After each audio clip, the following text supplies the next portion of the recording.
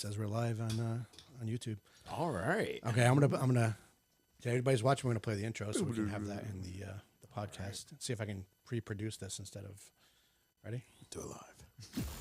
Welcome to the Rhode Island Liberty Report, your source for libertarian commentary on current events in the Ocean State and Southern New England. Coming to you from Rothbard Studios. All right. Welcome, everybody. Welcome to the Rhode Island Liberty Report. I'm Mike, and here with me, as always, is Bill and Sean. Hey, what's going on? Hey. It's good to be back. And we also have a special guest in the studio. We'll get the next governor of Rhode Island, hopefully. Yes. Elijah Gizzarelli. How you doing, Elijah? Welcome. I'm doing great. Thanks for having me. Awesome. Yeah, it's good to have you. It's been it was a tentative governorship here. We were the chance at it. So for those of you that are just finding out or just tuning in and not knowing a lot about what happened so far, there was a signature period that we were given that all candidates that are trying to get on the ballot to run for office are given, and you need to collect signatures, and each of the different positions that you're running for has a different number of signatures. If you're running for a local office, it's something pretty easy, like 50 signatures. It's not a big deal to get. Usually you get about 100 just to make sure. If you're running for statewide office as a congressman or lieutenant governor or treasurer Stefan Praya and what's his name, the other guy, I'm blanking on his name, the old mayor of Central Falls, James Diosa. Oh yeah. Okay.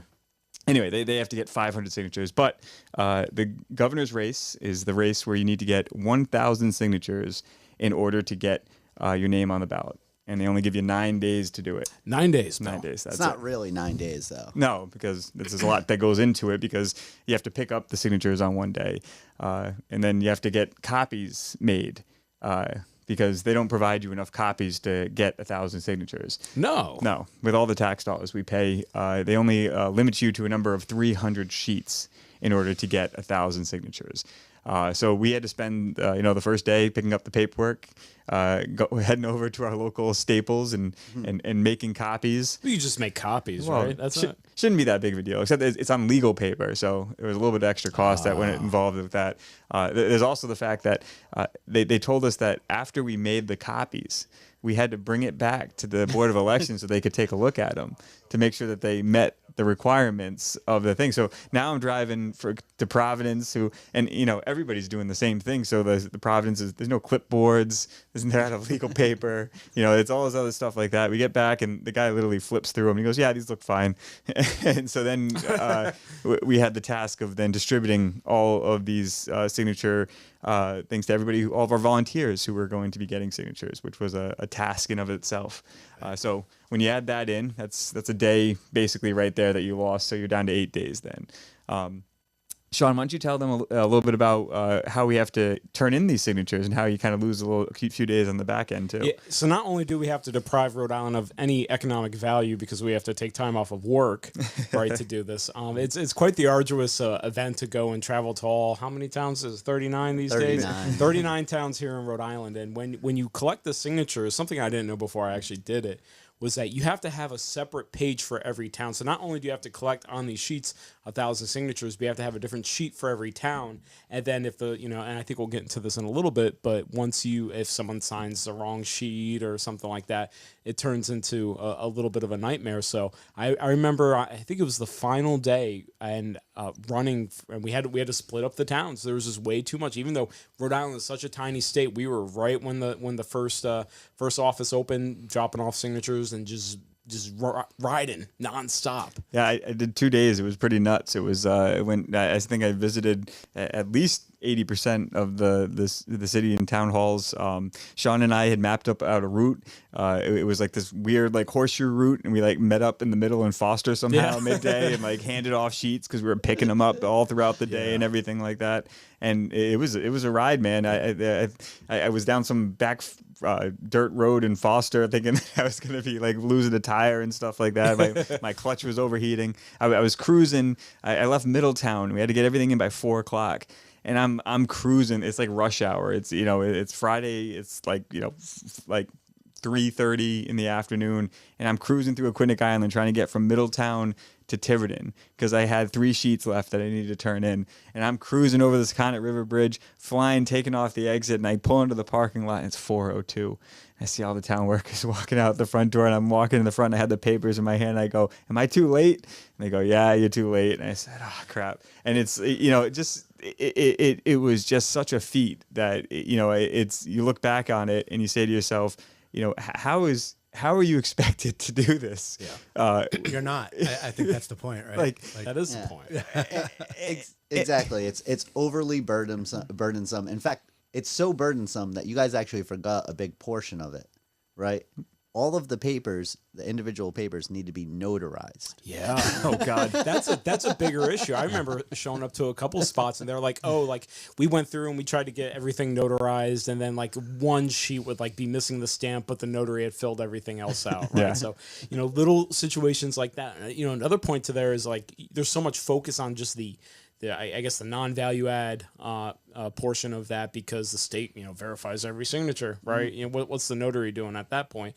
But on top of that, we spent like the last 2 days not collecting signatures. So out of that 9-day period, we lost the first day. And on the back end, we're just struggling to get to the different volunteers, picking up sheets. Who's got Coventry? Who's got Foster? Oh, can we even get up to, North Smithfield in time? Charleston signatures? No way. They weren't getting turned Sorry, in. guys. No way. That wasn't happening. I had to decide whether or not I was going to go to Hopkinton, and that was the decision. I think it was either I was over heading towards Hopkinton, trying to calculate how many stops I could make. I had South Kingston, I had Narragansett, I had Jamestown, I had Middletown. Am I going to be able to get to Tiverton by 4 o'clock? I was like, I have 7 signatures here in Tiverton. I got like 8 because I had already dropped a bunch off at Hopkinton the day before, and I'm like trying to make a decision which way I'm going to go. And it was wild, man. Yeah.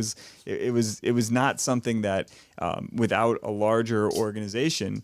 And again, it's the whole entire exercise is a chicken and the egg type situation. Like, in order to be a recognized political party, you need to have an organization that can pull something like this off.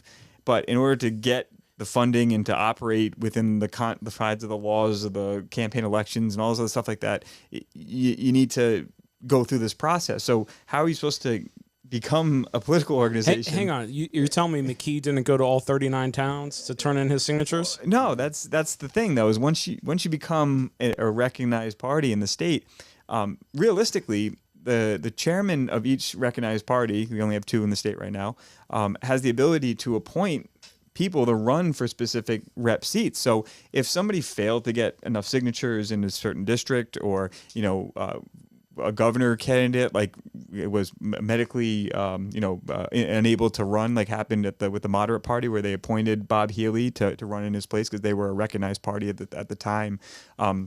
They have the ability to appoint people, but it's really it's a fait accompli, because what happens is that if you understand how the ballot petitioning works, is that each of the town committees and city committees that are part of the Republicans and the Democrats, and obviously the Democrats have a higher number of local committees than the Republicans do, but they have the responsibility of endorsing different candidates. So when they endorse their candidates, they report that to the Secretary of State. So the town of Bristol has the Democratic Committee. They endorse their slate of candidates all the way from governor all the way down to town council.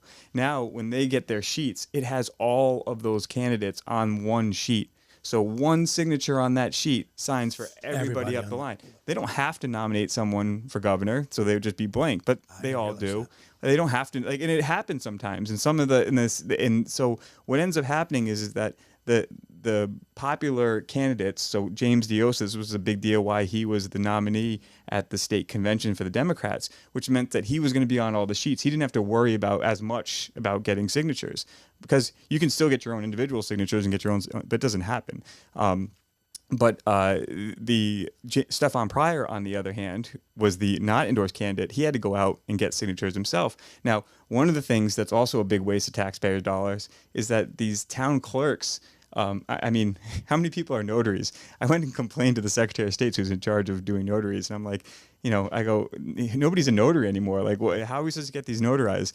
And she quipped, this lady behind the counter, there's like 2,000 whatever, notaries in the state of Rhode Island. I go, yeah. And how many of those work for the state? And she just looks at me and I go, yeah, exactly. Because every single board of canvassers, town clerk's office, everything like that, they're all notaries as part of their job. It's a requirement. So luckily, I have a good relationship with my town hall because I run for office a bunch of times. I know them down there, and I was able to get a lot of my stuff notarized. And they were telling me that somebody in my district was also working on the Stefan Pryor campaign and was bringing a bunch of their signatures in to get notarized. And if you look him up, you can see how many signatures everybody got. He needed to get 500. He barely got over 500 signatures. So here's a big probably one of the highest profile races right now in the state. And you have the candidate who is arguably favored to win. I don't know what the polling is actually saying. I'd have to look it up. He barely got over the required signatures to get on the ballot. So it's not something that's an issue solely affecting us as the Libertarian Party is what it is. Yeah. So it's interesting. My wife, you had called me up. My wife was a notary, and it was because of the Libertarian Party. She was helping with ballots. I don't know, 7-8 years ago, I guess. But she just let it expire. Because there's a cost to it. It's not free. And it's a pain in the butt. You can maintain all that stuff. And, it's just one of those things. Life, you have priorities, right? Yeah. And that's not high on the list. It expires and you go on. But then, So like you're saying, I didn't realize the ballot, the group ballot, if you will, I guess for lack of a better term, was a thing. All the years that hadn't clicked with me, and that's interesting. That's a huge. It's a huge advantage. A huge advantage. Yeah. And that's why the machine stays strong, right? Because they're able to take the endorsed candidates and they're all kind of on that slate together. Then you've got kind of either, you've got the independents and then the outliers. Even the Dems this time, they had a bunch of people that just weren't on that list of people. Yep. Wait a second, guys. Are you telling me that the people who make the rules set them in a way where they get an unfair advantage? This is weird. That sounds fishy. I don't know. I'm not buying it. It's not like this is something we call like regulatory capture, I think is the term for something like that. Is that really what we're talking about here? Because that's exactly what it is. And then when you really think about it, both the Democratic and the Republican parties are two private corporations, really. So, but anyway, so just to wrap up the story here, we turned in the signatures. We probably collected well over 1,300 signatures. We probably turned in just under 1,300 signatures. It's again, these numbers we still don't have final numbers. When you actually start thinking about gross and stuff like that about what we had, but we turned in about 1,300 signatures, just under.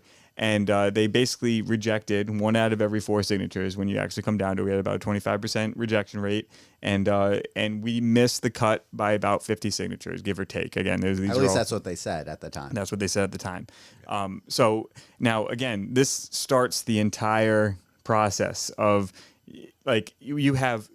It was like 24 hours after the time that you turned in to the close, the end of business for the Secretary of State. So 24 hours after the close of business on Thursday when they were due till Friday when you had to go in. You had to go in and file a complaint about the sufficiency of your signatures. And you don't have copies of the petitions anymore. We were turning in the signatures, trying to get, because what you do is you turn them in and it gets time stamped. And then the Board of Canvassers review it. So when it gets time-stamped, you want to get a copy of that timestamp so that you have proof that you turned in that signature. Well, some cities and towns are great, and I don't want to blanket everybody because, again, there's some great cities and towns. My Warren is fantastic. I can't speak highly enough of them. They were immensely helpful. Bristol was very helpful to us. Yeah. Yep. The people in Portsmouth were extremely helpful. The people I gotta say the people in Middletown were very helpful too. Jamestown, South Kingston, all the way down the way. Hopkinton was very nice. There's a lot of extra. I'm thinking back to some of them. And then some of them were not very nice at all. I don't know. Which ones did you have problems with, Elijah? I didn't have any problems with anybody. But what I want to point out is, a lot of times when libertarians complain about how things run, people take it, personally. Oh, well, my mom works at the Board of Canvassers. You know how hard... Yes, I know how hard her job is. Because there's no reason for her to have to, notarize... What did we have, 189 sheets or something? Yeah. Why are we having somebody... half of those sheets had 3 signatures on them. Why are we forcing our state employees to waste their time and energy on these kinds of shenanigans just to keep the 3rd largest party in the United States off the ballot? It's ludicrous. And just to pick up on that point, because we didn't really talk about that, why is there only 1 or 2 signatures on each sheet? Because that's the thing that everybody says, well, there's 25 on the front and like 32 on the back, and then there's all the notarizations and they're like a 1/4 inch thing. So you can get a bunch of signatures on a page, but why don't you fill up an entire page? Yeah, because you have to hand it in to each individual town, right? So you're at a public place, like even if you're like we did a lot of Market Basket, right? Yep. Shout Like, out to Market Basket. Yeah, by the right. way. Market Basket really killed Fantastic. it. So like you'll think that if you're in Market Basket and Bald Hill Road, most of the people will be from Warwick. But then like you randomly get people that are like registered to vote in Narragansett or like random places. So you get these 1s and 2s on these papers, and then somebody else who's doing it in Johnston, right? Because their name's on it, they have to get it separately notarized. Yep. Like, So it's that's why the crazy. 300 pages is complete BS, right? Because every single volunteer is like Almost have to have 39 sheets Yeah, to exactly. cover Just- just in case. it's not right? that bad, but I mean it's almost that bad. It's, But as it's you at know, least 10. Every signature counts. Yeah, right? Like exactly. That. I mean, it's so hugely important. The other thing I'm thinking of as we're talking about this, the notary. Like, what's the purpose of the notary to begin with? Like, they're not witnessing the people sign the sheet. They're just what are they? They're notary? just Like, witnessing me signing the sheet. you signing and it to turn it collected in. them, Like, you know? it doesn't make Well, sense. so the only, and this is the thing that I still don't understand, and I'll bring this up just because it's newsworthy and we didn't break the story, we had nothing to do with it. But there's another candidate, Zachary something. He's an independent candidate. He's 18 years old, and it's Hurwitz or something like that. Yeah. And he turned in about 1,400 signatures. He said. And he ended up getting enough off the bat validated and put in. But a story came up where 2 of his volunteers are arrested in Jamestown for turning in forged signatures. And I'm sitting there saying to myself, what the hell is that about? Because, again, I don't like the signature process is chaotic when you're doing it. You go to signature parties and you like leave your clipboard out on the picnic table and you're talking to people and you're signing other people's. Oh, you sign mine, I'll sign yours. Or like, hey, give me your sheet, I'll go bring it over here and bring it to whatever.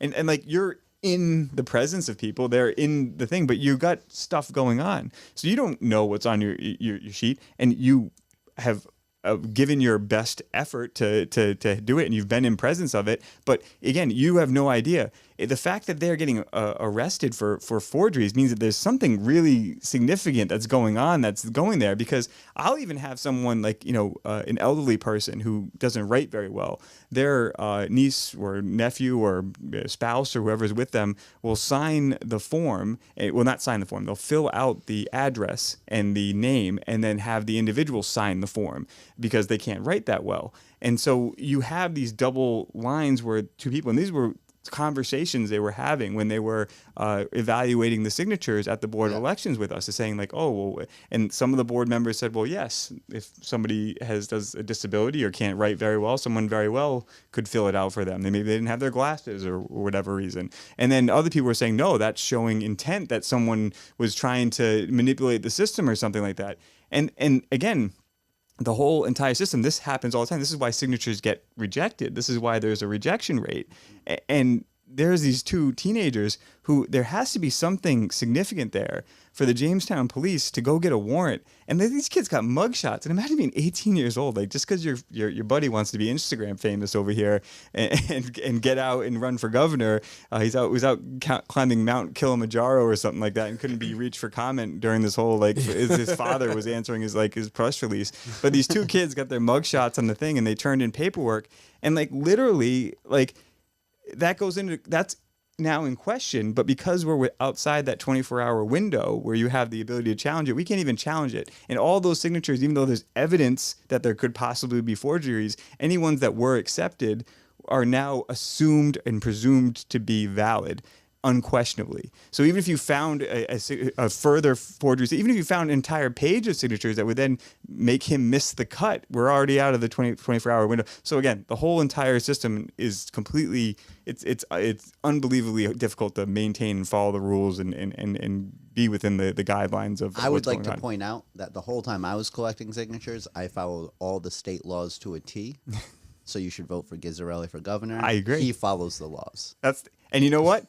And the reason I never break laws. and ever. the reason why the reason why that we can even talk about this is because we turned in all of our signatures and we had them gone through with a fine-tooth comb by the Board of Elections, because we went through all of the rejected signatures. And again, there was over like 350, I think. We showed up prepared, and they weren't even ready to talk to us about it. We had to keep coming back and coming back. Well, we went to the first hearing, and we had submitted the complaint, and they basically, first of all, they questioned whether or not I had standing to bring the challenge in front of the Board of Elections. What's the role of the Board of Elections? To ensure like fair elections, administer elections, and everything like that. So, excuse me, as chairman of the Libertarian Party, if you read the laws and everything that are relating to this whole entire process, the chairman of the party has the ability to bring a claim against the Board of Elections, challenging this type of thing.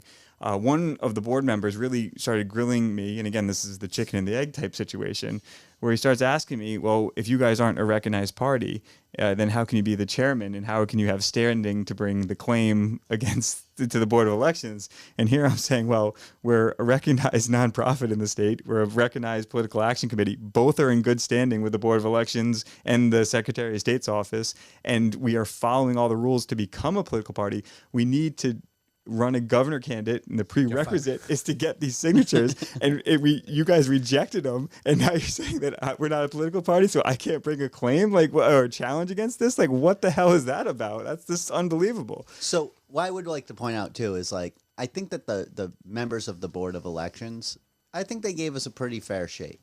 They did. I was actually surprised by how fair it was. I questioned some of their judgments. I questioned some of their mentalities. It seemed like some of them were a little bit like self-important, and they were just trying to make a process where they felt like they could definitely qualified as handwriting analysis. Well, hold on. To that point, though, I mean, the first interaction was not. I did not have that same feeling after leaving the first hearing. Oh, okay. I did not, and that was rough. These hearings. Again, they're Wednesday, Thursday, like 2 or 3 o'clock. Yeah, it was like 3 o'clock, 4 o'clock in the afternoon, or like ridiculous times. And then they go there and they immediately go into executive session. You're sitting there twiddling your thumbs for 20, 30 minutes, waiting for them to come back in. And then they push you down the agenda. So you're just like waiting for hours to even have them hear you. And then they basically give us a song and dance and then say, well, we're not ready to review their signatures yet, so you're going to have to come back for another hearing. And I just want to point out how classist those times are, Yeah. right? It's like, if you are working class, you cannot get on the ballot. Exactly. Because we're going to, first off, you have to take a whole week out of work in order to get enough signatures to get on the ballot. Ask volunteers to take time off of work. Yeah. Because otherwise you have 2 days the weekend, on the weekend. And right? then when are you going to hand out or turn in the signatures? Yeah, you have to drive all the way around the state, like going to every single town. Some towns take forever to process even a couple of pages. And then it's like, and then in order to appeal this ridiculous decision that over 25% of the signatures we turned in were invalid, you have to go to, 4 meetings at 2 p.m.? It's ridiculous. Then they started asking me if I was an attorney, because then I'd be able to represent them. So I started asking the question, well, is it a prerequisite to form a political party here in the state of Rhode Island to be able to afford to hire the services of an attorney? Because quite frankly, these hearings, again, were multiple hours long, 3, 4, 5, 6 hours long. You're paying an attorney that whole entire time. You know how much those legal costs add up to? Like, we literally, in order just to get our name and our candidate on the ballot, we need to hire an attorney and fight this. Like, it was the most asinine. Again, so I think hindsight 2020, and I think, to be honest with you, I think we were prepared. The first hearing, the board member confused Paul Rihanna as being a libertarian. And again, all the best to Paul and stuff like that. He's obviously a competitor in the race, and we're going to beat him. So that's not anything that's really here nor there. But again, that's the thing, is that in comparison to the other candidates that were there challenging their signatures, we were there, we were prepared, we were professional, we were courteous, even though we want to completely destroy the entire system and burn them to the ground. Yeah. We'll play nice, we'll play the game, we'll be polite, we'll do everything that you asked us to do, we'll cross all our T's and dot all our I's and do everything we did. And so when they saw that, we went through the first round of signatures. And quite frankly, I think they saw the momentum was there. I think they saw that we had done the work, we had gotten good signatures, and I mean, they used your work as the basis for determining everything from the next steps. They weren't really willing to like go through and be like, we're going to do a complete and thorough review of everything. No, they took your spreadsheet and then added columns to it. Yeah. Like, Yeah, give it's me a one of those- break. so I think that set the tempo for everybody else. Well, there, that right? they had the audacity. So first of all, we showed up at the first hearing, and there was other people challenging, and they had prepared slides for all of these other candidates with the signatures that they had rejected and all the comparisons, and they'd done all the work, and they found additional signatures and blah blah blah. And it was all like a dog and pony show, because it always like was the game show where we rejected these many signatures, we found these many for you to review, and these many that we additionally found. But even if you accept all of them, they're still not going to have enough signatures, so you lose. Like, move on to the next one. Yeah. And so they didn't even have that prepared for us. So after the first hearing, I reached out to the guy and I'm saying, like, oh, are you going to do another analysis for our 350 signatures or whatever? And he goes, well, why don't you send me the ones that you're challenging? And I said, no, fuck you, man. I go, why don't you send me the list that you're working on? Because like, so you're not going to do a thorough look at everything because I sent you the list. Not to mention that, I mean, literally, I wish we had a soundbite of him just being like, "But that's a lot of signatures." Dude, it was. Yeah, who do you think did it? I was like, what the hell? I'm going through these, going through the voters list. They have paid staff that does nothing but state that. employees. Again, I'm self-employed. Like, what the hell, man? Like, again, this is the stuff that and again, in the middle of all this, I also had a kid too. So, I mean, Jesus, like this is something that, this shouldn't, let's talk about that for a second. Yeah. In between the second and the third hearing, it was my wife's due date with my second child. So it's like, I couldn't make the third hearing. So like, okay, great. We're going to lose the appeal because I had an infant son at home. Like that's not fair. The secretary, and the communications director for the Libertarian Party of Rhode Island would be a key role in terms of helping getting the word out and getting volunteers. She got married that weekend that we were getting signatures. Two of our great volunteers, Tom and Terry, oh my God, they are troopers. Again. They were out in the sun all on the whole weekend. They got signatures. They were standing in front of Market Basket, again, killing it, getting the signatures. They were complete autonomous. They had their signatures. They were driving around from cities and towns themselves on that Monday. And when you know, a freaking pickup truck rear ends them and totals their car. Like, thank God that they were okay. Yeah. But two of our great volunteers are now sidelined. They're not, elderly by any means, but they're older. I don't think Tom drives. I think Terry drives them around, so her car's busted, and now we're down two good volunteers that could have helped us deliver some signatures, get notarized, all this other stuff. So and it came down to every signature. It did, right? And it was during a heat wave. Yeah, it was 90 degrees outside. Right, yeah. It was crazy hot. It was crazy. So anyway, we turned in our signatures. We challenged them. One other thing that I will point out, because we could talk about war stories about this, and I'm sure we will at some point. Rehashing this whole entire thing. But one other thing I want to point out is that when you are, and I promise I'll shut up and let somebody else talk after this, because this is basically my involvement of this. But anyway, they were comparing signatures that were on. So again, you have a ballot access petition. So people are sweating and running in, and you're like asking them, "Hey, will you sign this?" And they're like, "Get the hell away from me!" And you're like, "Okay." And but you finally convince someone to sign it. And they got to sign in this 1/4-inch line with a pen that's not working very well, and they sign. And now they're going to compare it to the signature that they have on file. Well, it's 2022. When is an individual most likely to update their voter registration?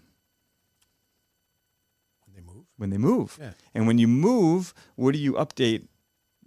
So if you move to your driver's license. So when you go to the DMV, that's a natural touch point for you to say, hey, you move into a new location. You want to update your address on your ID. You also want to update your address to register to vote. Sure. Okay, we're just going to fill out this form. Sign that pad where you sign for your license. Those things are a mess. I don't know if pull out your license and look at your freaking signature and compare it to what your signature looks like on a piece of paper. Yeah. That's the signature that they're comparing for the thing. You could literally see on the signature pads, like pixel by pixel, the gaps and all this nonsense. The pens are horrible. And you're saying to yourself, I'm going to myself, are you literally doing it? And so then it got so bad that the signatures they rejected in the second meeting, they actually went back and got old voter cards and then ones that were handwritten from like previous times they'd registered. And like a bunch of times they were arguing about the signatures. They're like, yeah, the signatures look a little bit different, but look at how they wrote the address. Like the handwriting is exactly the same. Like, maybe people's signatures change a little bit over time and like, whatever. Like,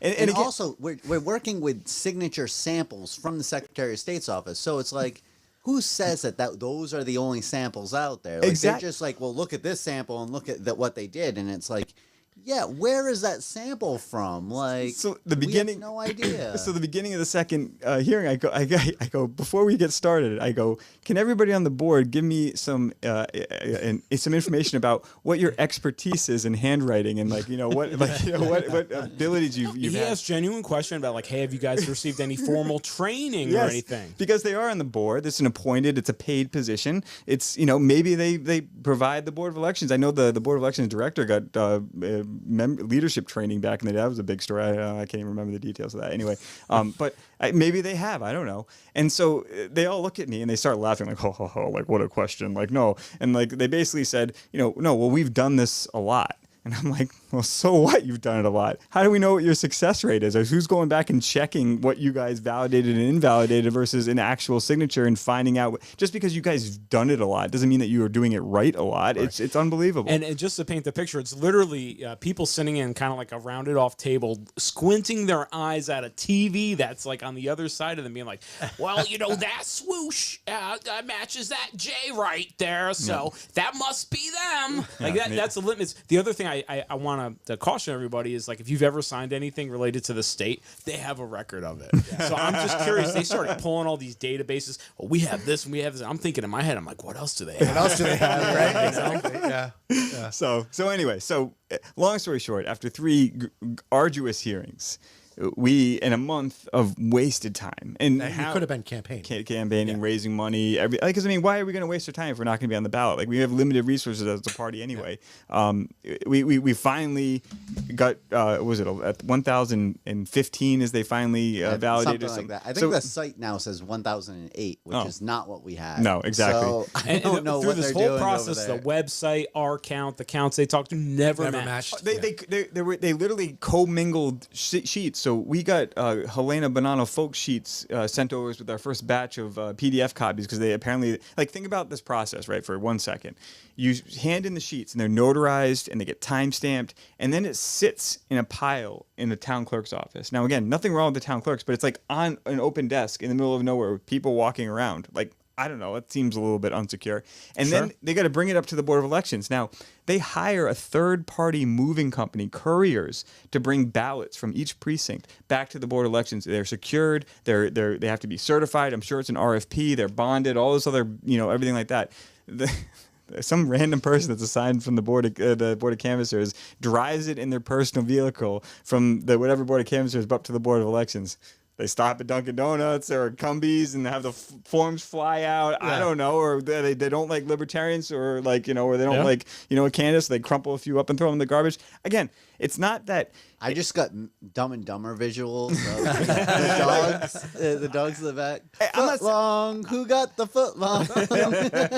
I'm not saying it happened. I'm just saying that, again, the security, you want a fair and secure election process. And the fact that it wasn't leads to people to be able to ask these questions and say it's not secure. And with all of the stuff that's happening right now with the Board of Elections and the Spanish ballots for the, in the minority communities that they're always concerned about, like Providence, Woonsocket, Central Falls, Pawtucket, they were the ones that had the Spanish ballots. They had the 2018 candidates on there. They mislabeled the candidates or didn't label what districts they were running for and stuff like that. So again, Board of Elections, I don't think the people doing it they don't make the laws, they just execute the laws. Oh, that was apparent in our process here, where they threw out most of your complaint, right? They said, Exactly. we wouldn't talk about most of the thing that has to do with fair elections, because you have to contact your state rep, which is what I was told, right? And they told me again, I didn't have standing to bring that type of complaint. And I'm like, what are you talking about? Again, so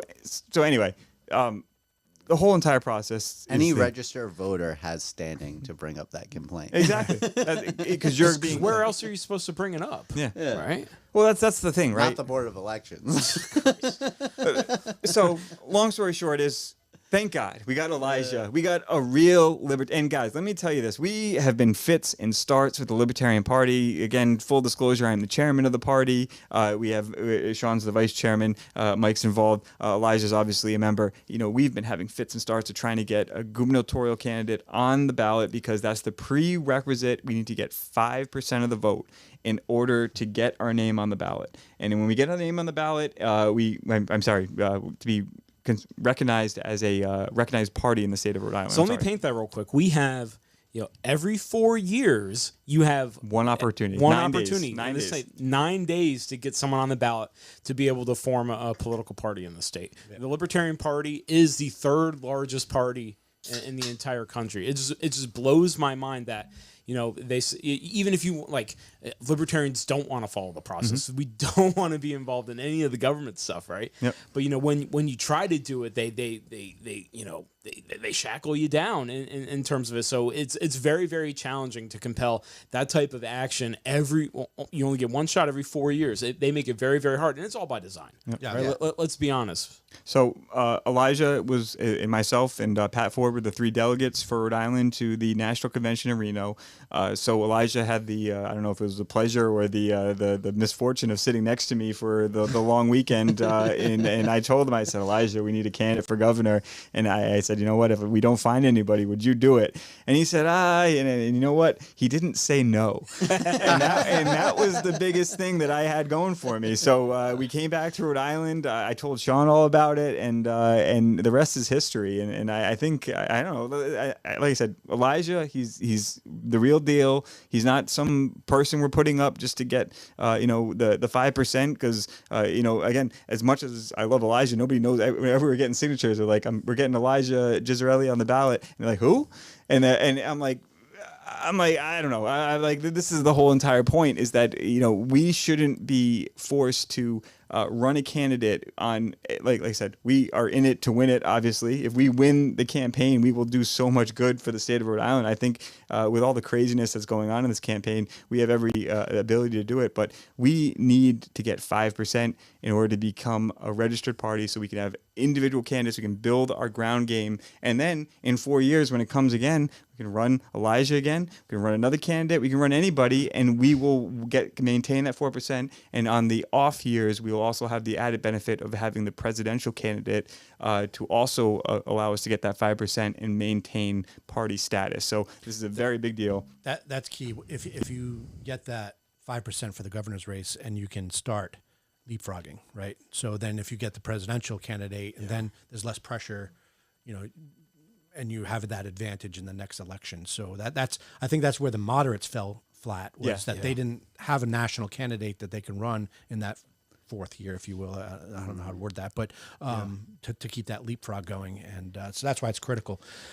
Just to touch on that real quick, that's something the Democrats and Republicans never have to worry about. Exactly. Yeah. Right. It's a part of the game that they can, like you said, they have their whole slate of candidates, and one person from one campaign can go out and take that whole sheet and try to get their person on the ballot. They don't have to fight for all the same things that any other voice in Rhode Island is trying to do. Well, think about the Republican Party in the state and how it's nothing. It's completely. They could fight with each other in a phone booth, and you could do it. But the fact that they have every 4 years a presidential candidate, even if they lose Rhode Island, they're going to get over 5%. So they're going to maintain their party status. It's just a fait accompli.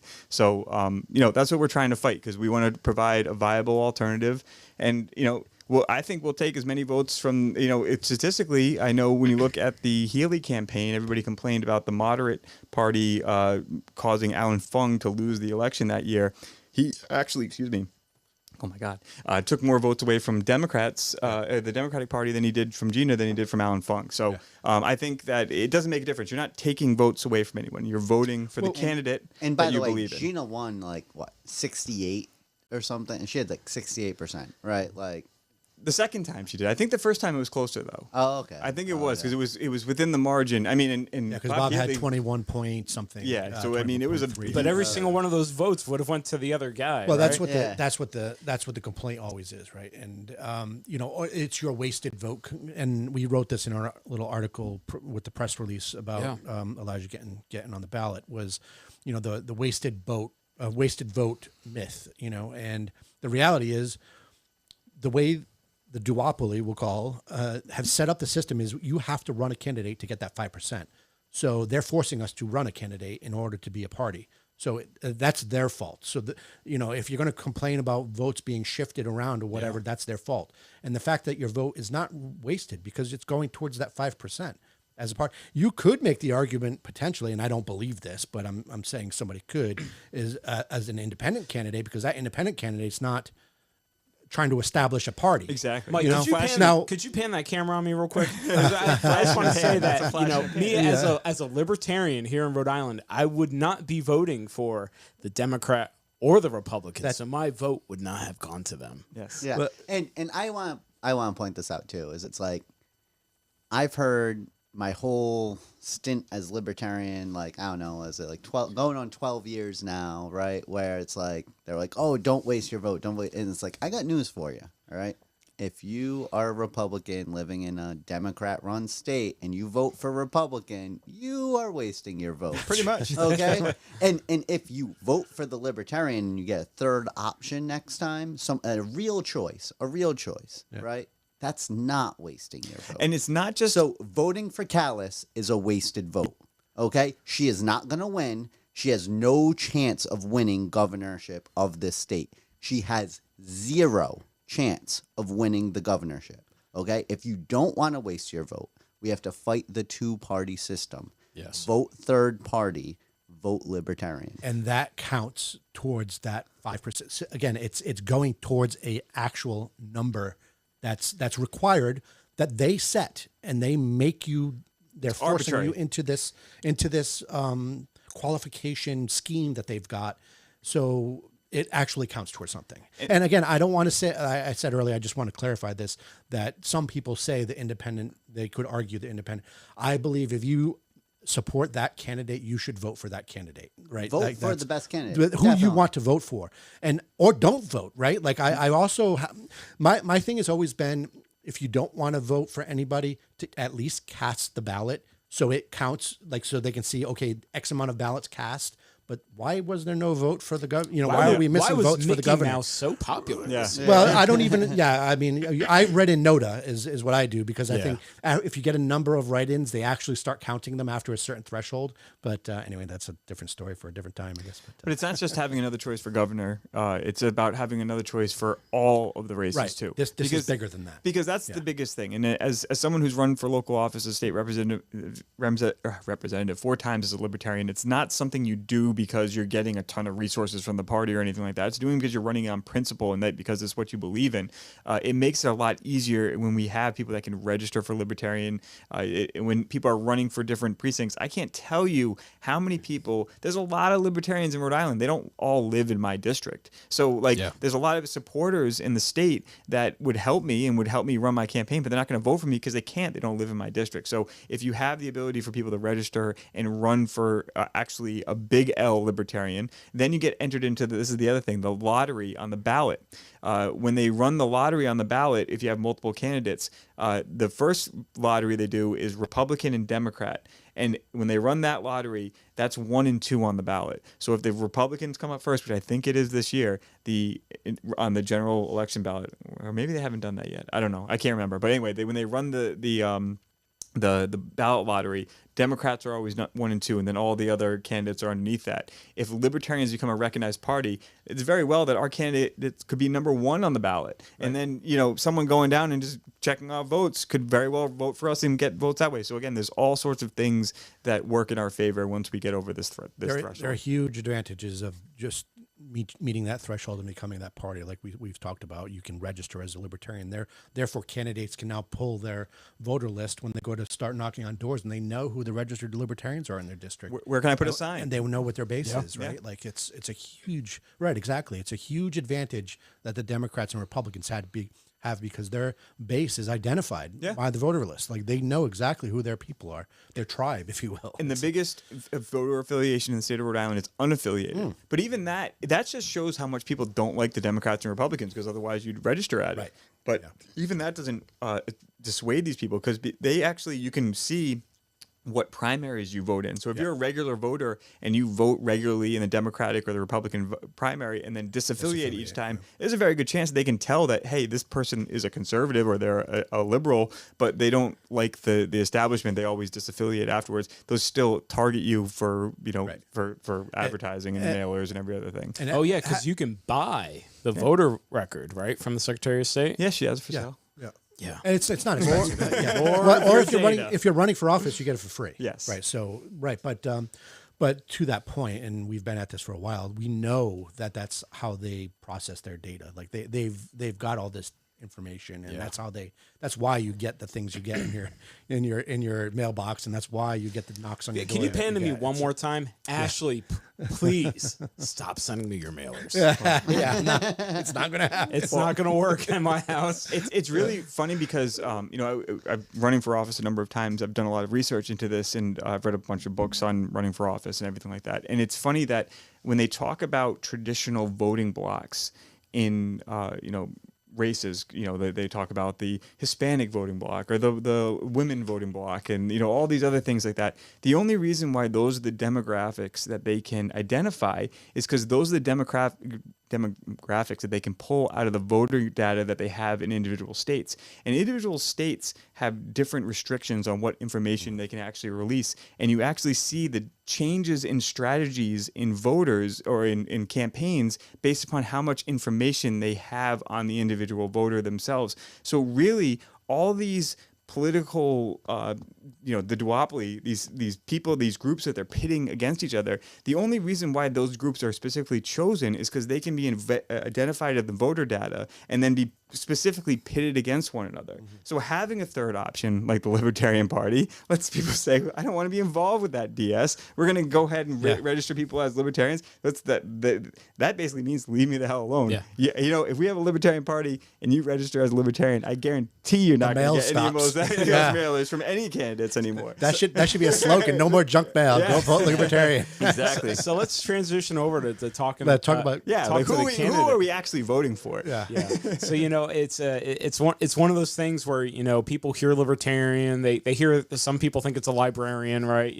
But I'd like to kind of I'll talk to Elijah and then the guys here at the table, but want to get what you think about just your version of libertarianism, what some of the things that you're talking about relative to the campaign, and I think, when was the last time we ran a governor as a libertarian? 76, I think. 1976. So I think we got to catch up a little bit on the bicentennial. Yeah, it was right after we formed as a party. 1974 is when we formed as a party. Yeah, so it was right after the next election cycle. So you're the third choice. Essentially here in Rhode Island. I'm the first choice. He's the first choice. Ooh, fair enough. I like that better. Why should, let's start just at the basic, because you are the first choice, but why should they vote for you? Anybody listening to this right now, vote for you over the other two independent candidates that are going to be on the ballot. Over the other two independents? Independents. Let's not talk about the duopoly. There's two other independents that are going to be. Paul Rihanna went through a very similar process that we did. I think that we laid out the roadmap for him, and he benefited immensely by the fact that he got to go after us and see what the hell we did, because he just basically followed our blueprint. But he put in the work. He got his signatures. Obviously, he went through the same process. So he's on more people on the ballot, the better. Absolutely. But let's forget about the duopoly for a second. There's two other independent candidates. Why are you a better choice than them? Well, I'll start with Paul Rihanna, right? I appreciate everything he's done, right? Like, I appreciate his activism, right? Like, ending the lockdowns, ending this stupid mandate about healthcare workers it's insane, right? So I'm right what there I with can you, Paul. gather, what I can gather from Paul is that's his primary issue, right? And I'm right there. So if that's your issue, he's not going to do anything more on that issue that I would do, right?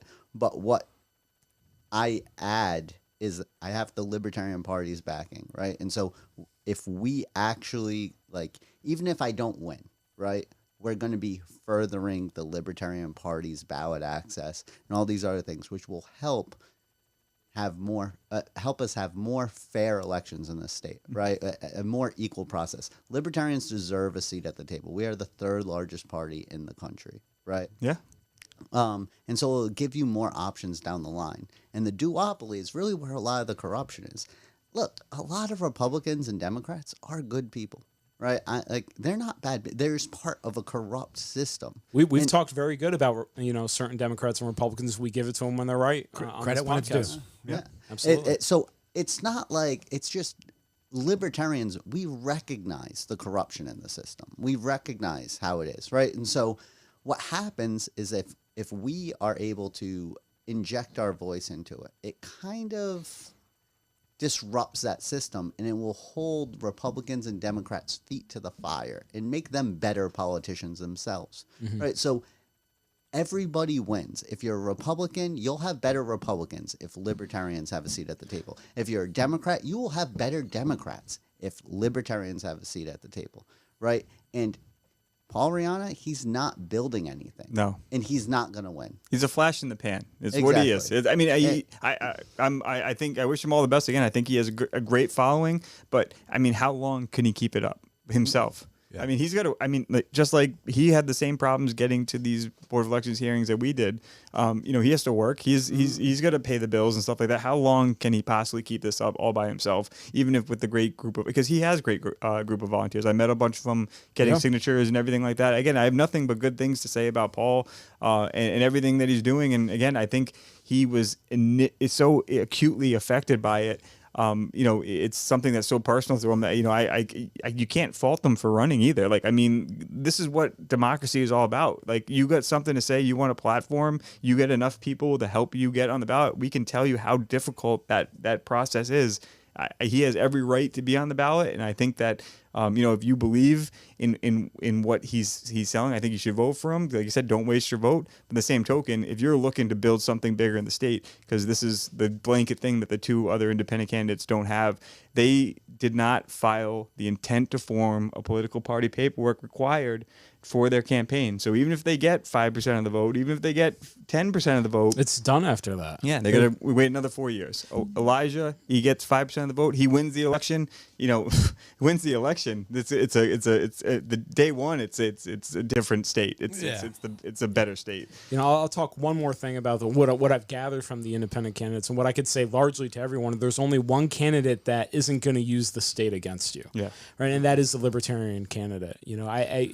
Rihanna. I haven't heard too much from that Zachary guy, but even the Democrat and the Republican. Have you read his press releases on his website? No. I don't know why he's not running as a Democrat. He's oh really? Oh my God. He's weird. All right. So then Hurwitz or whatever his name is, great hair.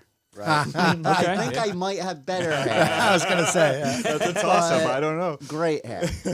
Right. If you're voting on hair, I think I should still win. But you certainly beat Paul. Well, you have a beard. You have the beard, so you win with the beard. Yeah. So all right. So the thing with Hurwitz is, I feel like he's doing it as a publicity stunt. I mean, his only real policy I've seen is he wants to make sure that every student has a free lunch. Yeah. Right. Which they basically do anyway. Like. Yeah, well, first off, let's talk about school lunches real quick. Let's talk about it, right? Because his thing is the way I've read his stuff, and again, I haven't spent a whole lot of time looking at his stuff, but the way I've read it is he just wants to increase the school lunch budget, right? So every kid gets free lunch. The school budget doesn't need to be increased. This is absolutely insane, right? Now, listen. I'm a big fan of school choice, but we're not even going to go there. Let's just break down the Rhode Island budget for schools, right? I think that the average cost per student per year in Rhode Island is somewhere around $20,000. I think it's over $20,000 now, but we'll just say $20,000. We have old data. Let's pretend that the average classroom size is only 20. I'm sure every teacher in Rhode Island would love if they had 20 students in their class. I'm sure that there are plenty of classes where there are 32 students. If we just say 20, right, and this is a big deal, I'm taking 30% off of what it probably is. With inflation, Yeah, of course, yeah. That's $400,000 per classroom. Rhode Island pays its teachers one of the best in the country, right? Our the average teacher, I think, makes like $70,000 here in Rhode Island, right? Even though Raimundo totally screwed up their pension system, Yeah, sold it over to her friends in New York. We've had plenty of episodes about that specifically. Yes, yeah. I'm a hot little potato about that, but that's not what we're talking about. We're talking about school lunches, okay? And so, $400,000. $70,000 for the teacher, which should be Hang on a by second. far the largest expense. Now, I know the right? RICAS scores are really bad, and we've shown that Rhode Islanders are horrible at math and reading, but something doesn't seem to add up there. In that. Yeah, so just where is the other $330,000 going? And by the way, this is 33% probably less than what it really is. At least 20% less than what it really is. So where is this $400,000 going? Where is it? It's administration. It's not going to maintenance. It's not but going to school administration improvement. goes that. how many administrators per classroom? Less than one. Less than one, right? Or at Well, least you'd it hope should so. be. There's 39 cities in town. How much does it cost to heat? If you gave every public school teacher $400,000 and just said, manage to teach these 20 kids, they would be ecstatic. We would have the best education system in the country, right? They're not not a paying for funding the problem. building. They're not paying taxes on the building. It's a government Yeah, it's building. no overhead. Well, They're part of the. I can tell you for insurance that they're part of the JUA, the Rhode Island Interlocal Trust, which is a insurance program that the state gets to participate in. If you're a state government, or, a city or town, or if you're a school district or anything like that, you actually get insurance through a state-run insurance company that does that. And they also run their own version of a workers' comp thing for all state employees, which runs at, oh my God, the loss ratio and people out on workers' comp claims on that is like unbelievable. And the whole idea that in the scary part is that a lot of the state, because you're talking about the law of large numbers and you're talking about large, like how many school buildings do they have? How much would it cost to insure those all to the full value? A lot of the property in the state of Rhode Island is not insured. So again, like any other business that would run a business, you wouldn't have an uninsured business when you're running for but the state gets to side skirt any other. Don't pay taxes, don't pay insurance, don't pay all this stuff. And now it's absolutely a ridiculous system. And so it's like, yeah, you want to give kids a free lunch? Give them free lunch. But it should come from the budget that's already there. And we need to figure something else out. Where is all this money going? Well, that's the other thing about the free lunch. Let's just pause on that for a second, too.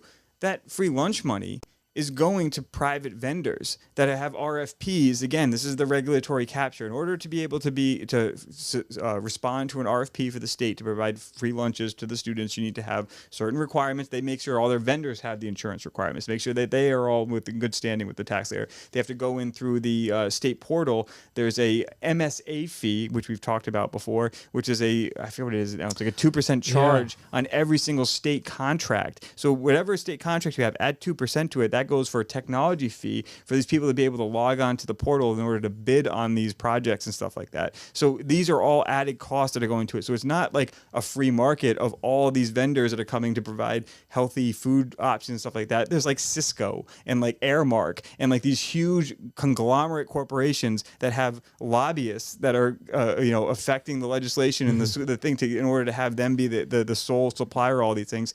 And then when you get different districts like Pawtucket, Central Falls, Providence, once you reach a certain poverty rate, you don't even have to show that you're a student. They just literally call up Subway, because that's another big vendor, and they get a bunch of Subway sandwiches in the summer because kids don't eat in the summer because they don't have the school to go to eat, which is a tragedy in and of itself. But they literally just show up in a parking lot, and anybody.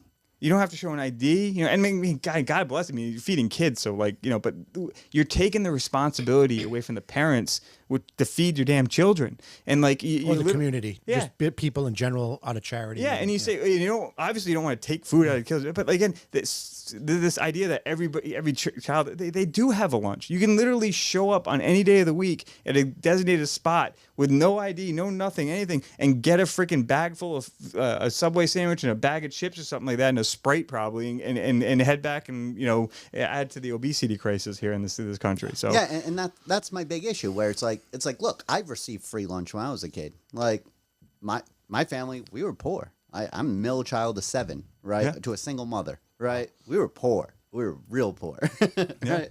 And then we got Section 8 housing in Western Cranston. So like, Yeah. everybody I went to school with had way more money than me, right? So I had free lunch, yeah. Like, and so it's like, well, one, having the whole free lunch program, it's kind of embarrassing, like you're with like all these rich kids, and then you gotta like give them a token.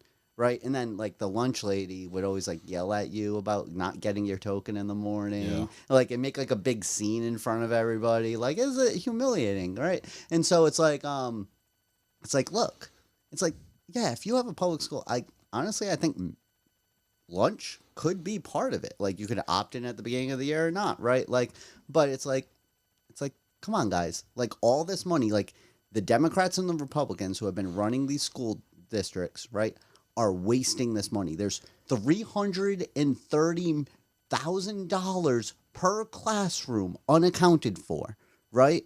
Like, where is that money And the going? best that we can do is sun butter sandwiches. Yeah. Yeah, and Exactly. it's like, and then they try to tell you like, oh, well, schools have to get by on $2 a meal. It's like, why? Exactly. Why? But see, and everything you're saying is 100% spot on. I agree with it 100%. But this is the thing that bothers me, though, is that, like, how much control are we giving over to the government to raise our children? It's like a cradle to grave type situation. Like, you should have some say in what your child eats every single day. Like, I mean, again, as great as they want to tell you they're going to have, like, hey, this is the well-balanced meal, and they send their, like, I remember when I was a kid, we used to get the calendars with what was on the menu and stuff like that, and these are all the food groups and everything like that. I remember But I those. mean, remember what your actual school lunch was like this cardboard pizza and like chicken nuggets and like just like hamburger or chicken Salisbury steak. Yeah, it was garbage. Like, I like Salisbury steak. I mean, if you have no other option, and like I said, like, I don't want to by any means say, like, dude, kids, they are not autonomous. They're not, whatever choices their parents make, they should not suffer. And if they need food, like, give them food, like, God, like by all means. But anybody that has the means to, like, you should want to make sure you have some involvement, just like you be involved with your child's classroom and teacher, to make sure you know what they're learning. You want to know what they're eating too. I mean, it's just something that I don't feel comfortable with assigning that over to the government blanket. That's just my opinion. And I totally agree with you. Like, look, like there's kind of like there's like levels, right? Yeah. Like where it's like yes, I agree with you. Like, I think public education in general is kind of first off, public education is the experiment, right? For thousands of years, right? Like 100%. we just taught our own children, and then like 70 years, well, now it's like 90 years ago, people were like, let's start sending kids to public schools. And then they never changed it. Yeah. Well, the whole Prussian model, Yeah, right? and Crank then you out had the soldiers and factory workers. And like we can talk about how, like, I mean, that's a whole bells other- and Yeah, all this yeah, other yeah, stuff is ridiculous Right. way to condition children. But like, it's like, we don't even have to go that far though, right? It's just like, even if you're saying the school system that we currently have is how we should run it. Like, you're a big fan of public schools. You have to acknowledge that under Democrats and Republicans, they are being run into the ground. They are malnourishing your children, right? And paying their friends, right? It's I will say that. absolutely At the expense insane. of your children. Yeah. Well, So think about the formula crisis real quick, because we talked about this last podcast. But there's literally high fructose corn syrup in domestic U.S. produced baby formula. Why? Because of the damn corn lobby. That's why. And like, seriously, I that's didn't why even know that was a thing. That's why there's That's a tariffs thing? and there's prevention from having European or Canadian baby formula being imported into the country, is because they have a monopoly with these 4 manufacturers making all the baby formula, and they have these huge, whatever, Monsanto or whatever companies that are growing corn that need to get rid of all of their high fructose corn syrup, and they just pump it into your child's formula. And here's the thing, right? Like, I pride myself on being pretty well educated on, like, different aspects of government intervention ruining the economy, right? Like, it's just like, that's all it does. It doesn't ever help it, right? But like, What? Yeah, right. Surprise, surprise. Politicians are corrupt. But anyway, it's like, I learn new ways the government screws us over, like Every day. regularly. Not every day, but like I learn that every day. shocks me, right? Like it's absolutely insane. And there's so many things like that you think like, oh, there's no way the government is involved in that. Like I was like child support. I thought that was like a local thing. Like I thought it was like no, like it's a federal thing where the I think it's Title 4D of the Social Security Act matches. I think it's like they give $1 for every 66 cents to the local court that for every dollar they ascribe to child support. So so they're incentivized a lot to jack up child support. Even when custody is 50-50, they assign child support just so they can cash in on Tax, it. yeah. It's absolutely insane. And you don't think like that's something that's like, you're like, oh, and so all these parents struggling to pay their child support, that's why the courts are incentivized to make the higher. payment as high as possible. Yep. That's insane. It is. You know, before we go to the next topic, I did want to say something about free lunch real quick. Is because my kids are in school here in Rhode Island. The last couple years, they've had free lunch. All the federal they push funds it on coming you. in, just and the started. quality of the food has just shot down now that they provide the free lunch. So it's not something that I think free lunch. They've had free lunch the past few years, and it's just horrible. Comrade, you're not happy with the food? Right, exactly. you need to report for your General Mao hat. So to summarize with Hurwitz, or I'm sorry if I'm saying his name wrong, I forget. It's like, yeah, if you just want to inflate this budget of $400,000 a classroom plus, right? Yeah, vote for Hurwitz. Okay. If you want to actually solve these problems in our schools and actually get children decent food, vote for Gizzarelli. Yeah. I like it. So the presumptive Republican candidate, Ashley Kalis, we did a very extensive, our last podcast was exclusively on how terrible We trolled the shit out of her. she is on the Second Amendment issue. But let's just get them out of the way, because why the hell not? Is her name Kalis? I always thought it was Ashley Callus. Oh, well, she is. which is I don't know. ironic. It's a little on the Callus. nose. Yeah. Yeah. What makes you a better candidate than her? That would be the next. That would be And the again, next. I'll just go back to what I was saying. Like, one, I mean, guys, she's not going to win. Like, she's not. Like, if you vote for Callis, you are wasting your vote. Okay? Like, it is what it is. Like, I was looking at her social media. She has 2.6K followers. Well, I don't even want to say 2.6K because that sounds like millions. She has 2,600 followers on Facebook. She has 1,600 followers on Twitter. It's Well, like, you my can't stock blame account her. on She's Facebook only been has here for like 5,000 9 friends. months. Yeah, right. I have it on good authority that her jaw actually hit the floor when she found out that you got on the ballot. I think that was something that she was Is there not prepared videotape for. of I that? don't know, but I have it on good authority that someone was present. That she was not happy. Is that because there's finally a Second Amendment candidate on the ballot? I think that's it. And so, hard stop real quick. If you're listening to this right now, go to my official governor page, Elijah Gizzarelli for governor on Facebook, and like it. Eli4ri.com. Actually, let me put Go it to up on the Eli screen. well, right now. I just want to talk about social media. You can also go to @ElijahJohn, right? And that's JON, right? And like those pages. Follow my Twitter, right? If we're gonna get a bigger social media following than the Republican candidate, and then they can't keep us out of the debates. That's a good like goal. that. Right? I like that. So Great. That's a stop great what you're strategy. doing right now. And Go like to it. those pages. Do it. Share it on your social media. Talk to your friends and family. Get them to follow those pages. We're going to have a bigger social media following than the Republican candidate. I like it. We'll put those links in the show notes just for posterity. You know, while we're on, we just kind of brush over education, and now we're on, Second Amendment.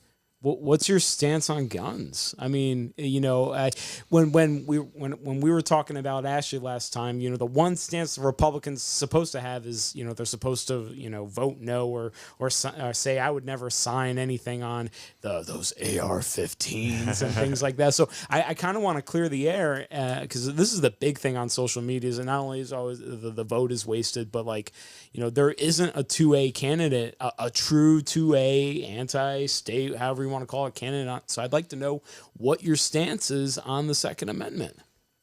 Owning a weapon is a civil right, right? If you are not allowed to protect yourself, right, you're not a free citizen, right? Citizens are armed, slaves are disarmed, right? And so now we can argue all day about what's an assault rifle. There's no real definition for that term, right? But the point of the matter is that I think, what was it? Thomas Jefferson said the definition of tyranny is something that the government can do that the citizen cannot, right?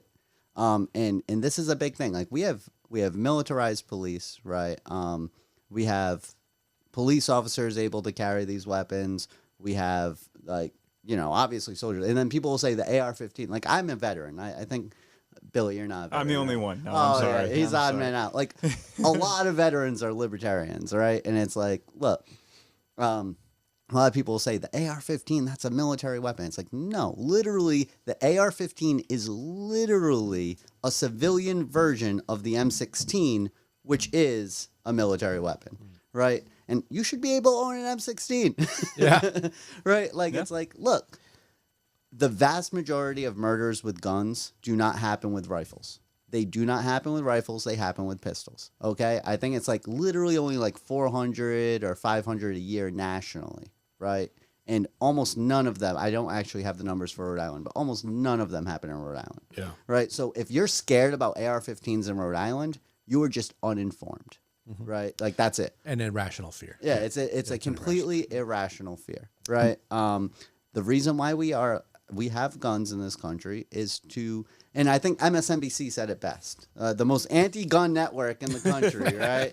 They said it best. Venezuela, there were Humvees running over civilians, right, in Venezuela. It was very, very tragic. I'm sure you probably saw the videos, and the people on MSNBC who were toting about how amazing Venezuela was just a couple of years prior was saying, like, well, how could this have happened? Like, why are we seeing this? And the man on MSNBC said, well, if we're going to be honest, it's because they disarmed the people in 2008, right? Yeah. Like, they disarmed the people. The people have no recourse, right? And so a lot of people will say, like, to libertarians, like, oh, what, are you going to fight the government with your AR-15? And it's like, no, I don't want to fight the government. That's why we should have AR-15. That's right. Because armed resistance turns I'm just doing my job into screw this job. Yeah. Right? And that's the thing. People don't like to get shot at. It doesn't matter who they are. So they're not going to risk it. As soon as you disarm the public, now you're allowing atrocities to happen. Yeah. So can let's clear the record real quick. Those the laws that McKee had signed. Would you? Yeah. Would you have signed any of them? Any of the restrictions on firearms? Which was the carrying of the long guns in public. It was the high capacity magazines, and what was the third? Quote unquote. High capacity. It was over 10 rounds, which basically makes a bunch of semi-automatic handguns basically illegal overnight. And what was the last one? I can't remember. Oh man, there was one other one that was ridiculous. Oh my God. Wow. I don't know what that last one was, but I think it's safe to say I would not have signed any of them. Anything restriction in the Second Amendment. Yeah. There you have it, folks. I think that's important. Anybody out there, again, emphasize it. 2A community, you have your candidate. And I actually want to shout somebody out right now. Like, look, gun ownership is a civil right, and I think one of the biggest problems, it's not like one of the biggest, but like we've seen like a lot of violence towards the black community, especially in inner city communities, which is run by Democrats and where you have the least gun rights in the country, right? And so I have a friend, Maj Touré. He runs an organization called Black Guns Matter, right? And you should hit him up. He's absolutely amazing. Go to his website, donate. He goes to inner city communities. He teaches people living in impoverished areas how to legally own guns in their area. He teaches them safety with firearms. He teaches them conflict resolution. I was just going to say that before he even does Such a that, he big- teaches yeah, conflict that's like the big resolution, thing. right? Like he's not just a gun guy. Like he's like a conflict resolution guy. He teaches you how to stop, fights before they even start, right? And so, absolutely amazing guy. Really great. Maj Toure, Black Guns Matter. He was just on Tim. And we talked about He this. was just on Tim Pool. Yeah, that's right. And we talked about this extensively in just the last podcast too. Again, is that when you take away people's guns, you're taking away the people's ability to protect themselves. And again, the people that most likely have to protect themselves are the people that are in the low-income minority community, because they're most likely to have not only robberies occur or violent situations occur, but they're least likely to have the police respond to come assist them. So when you're disarming people, you're disarming the people who are most vulnerable. And here's another thing. What was it? I think it's called Pink Pistols. It's an organization, right? And Elizabeth Warren, shout out to our neighbor. She was talking about how she'd like, and actually this is kind of somber. It's like she was talking about how like if she won the presidency, like she'd read the names off of all trans people that were murdered, right, in the Rose Garden every week or something, right? And it's like, yeah, like trans people get attacked a lot, right? And here's the thing, right? Owning a gun stops that from happening when you're able to protect yourself. So there's an organization called Pink Pistols. It's about this very topic. Their slogan is "Armed queers don't get bashed." Right, and it's civil rights, right? And it's just like if you can protect yourself, you don't have to worry about violence from bigots. Right. And this is something that we should be using to empower people. It's a great equalizer. It's surprising to me that Democrats who claim to represent minorities are trying to take away their gun rights. It's like that's part of what protects them in a society of the majority. I mean, there is a racist underpinning to gun control, right? And it was to disarm those marginalized communities so they didn't have a way to defend And that's themselves. just the history. Like the first gun licenses were issued after slavery got out because they were like, black people are owning guns. We don't want that. You need a license, so you have to go, and then they'll be like, was your grandfather a free man? Oh, if not, you can't get a gun license. It was like all crazy stuff. Like, and there is an organization on the left, and I've been doing don't research look up on it. Ronald Reagan and gun control. It is interesting because there is an organization on the left, at least one, there's two that I know of off the top of my head, that does understand this, the John Brown Gun Club. Have you guys ever heard of that? I actually haven't, they're hardcore socialists, don't get me wrong. Like if you go down that rabbit hole, be prepared. Well, if you go far enough left, you get your guns back. That's right, exactly. I've heard that. Yeah. And there's also the Socialist Rifle Association. There's another group, but their entire premise for this is for marginalized people to defend themselves against, But again, like I said, that's a rough rabbit. It's a rough ride if you get on that. Actually, let's look up Ronald Reagan and gun control. So, Ronald Reagan actually supported gun control when he was in California, and it was because the Black Panthers, right, were using guns in their marches, and he was like, "Whoa, black people with guns? No, no, no, no, no." And so, yes, if you actually look it up, the history of gun control is just a history of racism. Yeah, right. There's an article here in the week, and I'm just going to read the headline just because, but it says how Ronald Reagan learned to love gun control. Yeah. So yeah, there's definitely a history there. Yeah. So speaking of the typical people that are usually trying to take your guns, of the major, let's talk about the lesser candidates on the Democratic side, the Matt Browns and the Daniel Munoz. These are the I don't know 4, 5%, 6% candidates that.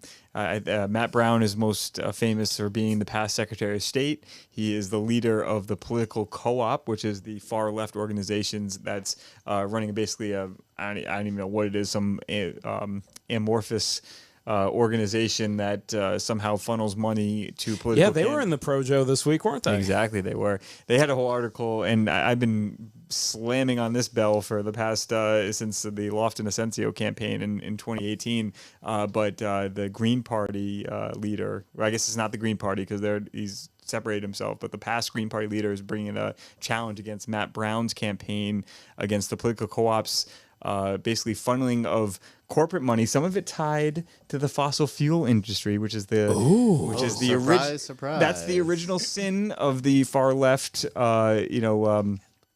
environmental movement is having any type of ties to the fossil fuel industry. So he's bringing that complaint against them. And then Dr. Munoz, who is I don't know, he ran as an independent in last gubernatorial election, didn't do very well, and now he's running for the Democratic. He's got a good organization behind him, but it's only local to I feel like the inner city, more like that. But those are the lesser candidates. Why don't you explain why you would be better? They're kind of more of the extreme candidates, the extreme liberal candidates, let's say.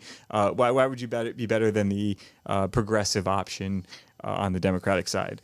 I mean, I'm not going to be competing with them, so it's kind of hard to answer that. Like, if you're thinking about, like, after they lose, right? Time out tomorrow, for right? time out for me. They This lose is tomorrow. important though for us as the Libertarian Party, because like a lot of people ask us, like, well, why don't you just join the Republican Party and turn into the Libertarian Party, and like then you guys can just be part of the duopoly, and like that'd be great, like, and stuff like that. But the progressives, that seems to be their strategy. The Working Families Party, they're not starting their own political party in the state. They're DSA. The DSA, they're just going ahead and knocking people off and picking people off in a September primary. So I think it's, I think it's relevant. Like, why is the libertarian option better than the far left progressive option through the Democratic conduit? I got what you're saying now. All right. So, like, look, if you are attracted to those two candidates, right, and it's like, we may disagree on several points. We probably agree on a lot more than I'd say so. realize. We probably agree on a lot more, right, than you realize. But with that said, right, it's like, if you're like, man, like the Democratic Party needs to prosper, the Republican Party's going to ruin the whole country. It's like, okay, well, first you need to fix your own backyard, right? Like, and so if you just do what you guys did with Joe Biden, right, and you get this like Wall Street insider involved, right? It's like, okay, if you're like one of these outside Democrats and you support them and you're going to be very disappointed in McKee, right? Vote against him. Punish your party. Teach them that they need to nominate people that you are willing to vote for, that you are proud to vote for, right? So if you're not even going to vote for me, don't vote for them, right? What you're doing when you do that is you're telling them that your opinion doesn't matter in their primary, right? You're telling them that they can push these mainstream insider candidates, right? And it's like, it's disappointing. And I was a little bit encouraged by the amount of Bernie voters who didn't vote for Joe Biden, right? Like, that there was a surprising percentage who didn't. So that's a great point, though. So these voters, if you are going to go out on September 13, you're going to vote for one of these candidates, why should, in the general election, they now change their vote to you? Instead of some of these establishment candidates, the Nelly Gorbeas, the Helena Folks, and the Dan McKees. Why should they? If they didn't get Matt Brown, they didn't get Dr. Daniel Munoz elected. Why? What are some of the common ground that the libertarian philosophy sometimes shares with the quote unquote far left? I guess I would get. If you've been living in Rhode Island, you've probably heard the term. It's a who you know state. Right? Like, I'm not these political insiders, right? I'm not these people that are going to be selling off teacher pensions to their friends in New York, raising their premiums, and then lowering their benefit, right? It's not going to happen, right? I don't have those types of connections. Well, I always joke about with libertarian, like, people will say, like, oh, well, how come the libertarians, like, they never win? And it's like, first off, libertarians win all the time, right? We're winning a lot, actually. We're the only growing party in the United States. And so it's like, okay. But besides that, it's like, because we not only don't have a lot of political favors to sell, but even if we had political favors to sell, we would not sell them. It's the basis of libertarianism. Libertarianism is a political philosophy, right? And if you stand against corruption, you stand against war, you stand against the drug war, the Libertarian Party is the party that you should be supporting it without a better option for you, right? And now it's like, I would love to discuss, like, I have friends that describe themselves as socialists. I mean, I was in communist China when COVID happened. Like I was with a bunch of like, See- I was with Cynthia McKinney, a former Democratic congresswoman in China when COVID started. It's like, look, we have a lot of common ground. And again, the drug war is a big part of it. Yeah. And that's the main issue I am going to be running, which we haven't talked about. Yeah. And so the drug war in the state, people will say, oh, Rhode Island's not that bad because we've decriminalized. And it's like, no, we've decriminalized marijuana. Right, or I should say cannabis, or Anne's gonna hit next time I see her. We've decriminalized cannabis, right? And it's like, look, we've decriminalized cannabis, but it's still illegal in the state. It's still illegal in Massachusetts. It's still illegal in Colorado. It's still illegal in Washington, Oregon. It's still illegal in California. Still illegal to bring it it's- across state lines. because it's a federal thing. And a Exactly. lot of people don't realize this. I was driving from California right after they legalized rec in the state, right? I was driving from California into Arizona with a veteran, Adam Kokesh, right? And he had a very small amount of marijuana in the vehicle. Cannabis. He had a very small amount of cannabis in the vehicle. I don't smoke. I know I have long hair. I look like I do a lot of drugs. I'm actually pretty straight laced. The Bob Healy thing going on. Yeah. I actually don't do drugs. I actually don't think doing drugs is a good idea, unless it's like shrooms for treating PTSD, which is proven science behind that. You can look it up. MDMA too is there's MDMA. Yeah. great. Change Your Mind on Netflix is a great documentary. Yeah. There's a full part to it, yeah. But outside of that, right? It's like I don't do those things regularly. Like I don't like them. I like to be in control of my body. I'm like a little like, Anyway, so we're driving through and we get stopped by Border Patrol. Border Patrol is federal agents, right? And so we get stopped by Border Patrol and they say that they can smell cannabis in the car, which was definitely not true. Were you crossing a border? Yeah, we were actually, I think we were well into Arizona. Though. Well, but that's the thing is you were within 1,000 or was it 100? 100, yeah, 100 miles, which So- is like 97% of the U.S. it's population. it's the entire state of Rhode Island, by the way. Yeah, because ocean borders count. Yes, Yeah, exactly. And So anyway, right? So we get stopped, right? And now I'm with a veteran who has a medical marijuana card, right, in Arizona, and we were driving from California where they just legalized rec. So obviously they saw me with long hair driving from California the day after it got rec was legalized, right? And they're like, this guy, he just, right? So they stopped me and they're like, oh, we can smell it. There's no way. Like we had so small amount of cannabis in the vehicle and it was inside 3 packages in the glove compartment. Like there was no way they smell anything. Right. But they decided to search the vehicle. Luckily, we had a key for the glove compartment. They couldn't get in it. And so they had us for that for 3 hours. Right. But Adam, he's like talking to the guy. He's like being real nonchalant, real nice about it. He's like, listen, he's like, I'm a veteran. I have PTSD. I have this medical marijuana card here in Arizona. He's like, he's like, look, I live in Arizona. I have a medical marijuana card.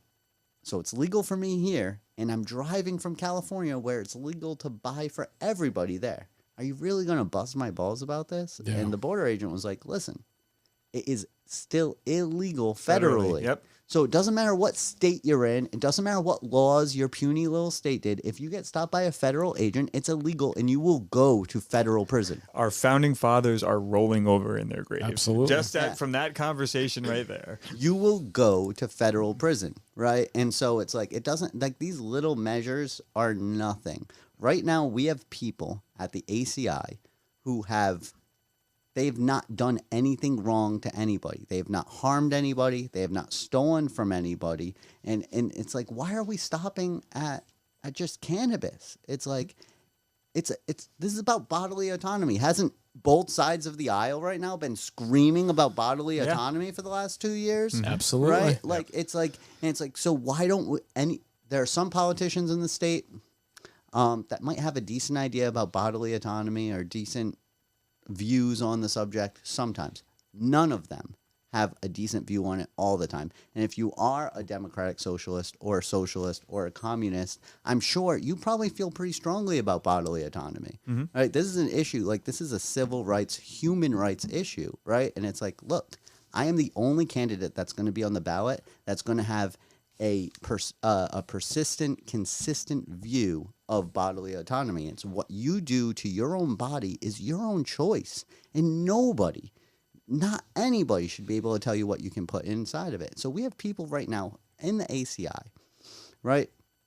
They've been taken away from their families. They've been taken away from their jobs. They've been taken out of their communities. Their children are now without a father or a mother. It's a horrible situation. And now taxpayers are paying for them. We pay the 5th highest in the country just because they had, just like everything else, right? $50,000 a year we pay per inmate per year at the ACI. It's the Sign me up. Jeez. Yeah, and the average Rhode Islander only makes $35,000 a year, which means it costs more to be a prisoner in Rhode Island than it does to be the average citizen. It's absolutely ridiculous. How does that happen? And the idea that literally the candidate that was just endorsed by the Boston Globe was literally the CEO of CVS while they were pushing the opioid epidemic across this country. And now she is running for governor. Meanwhile, all these other nonviolent drug offenders who are essentially doing the same thing are now rotting in jail. And we have another person that made millions off of it and using that value to run for office. I mean, the hypocrisy is unbelievable. It's absolutely ridiculous. So listen, if you want to stop this kind of madness, you need to stop voting for who they tell you you're supposed to vote for, right? And it's like, if you support other people with other views, that's fine. I'd love to have a conversation with you. Like, I'm like a really deep philosophical person. I love these types of conversations, right? Like, I would love to have a conversation with you about them, right? If we can't do that, though, just think, like, who is going to further my views the most? Is it this guy who can change the political landscape in Rhode Island, or voting for the same old people that they've been telling me to?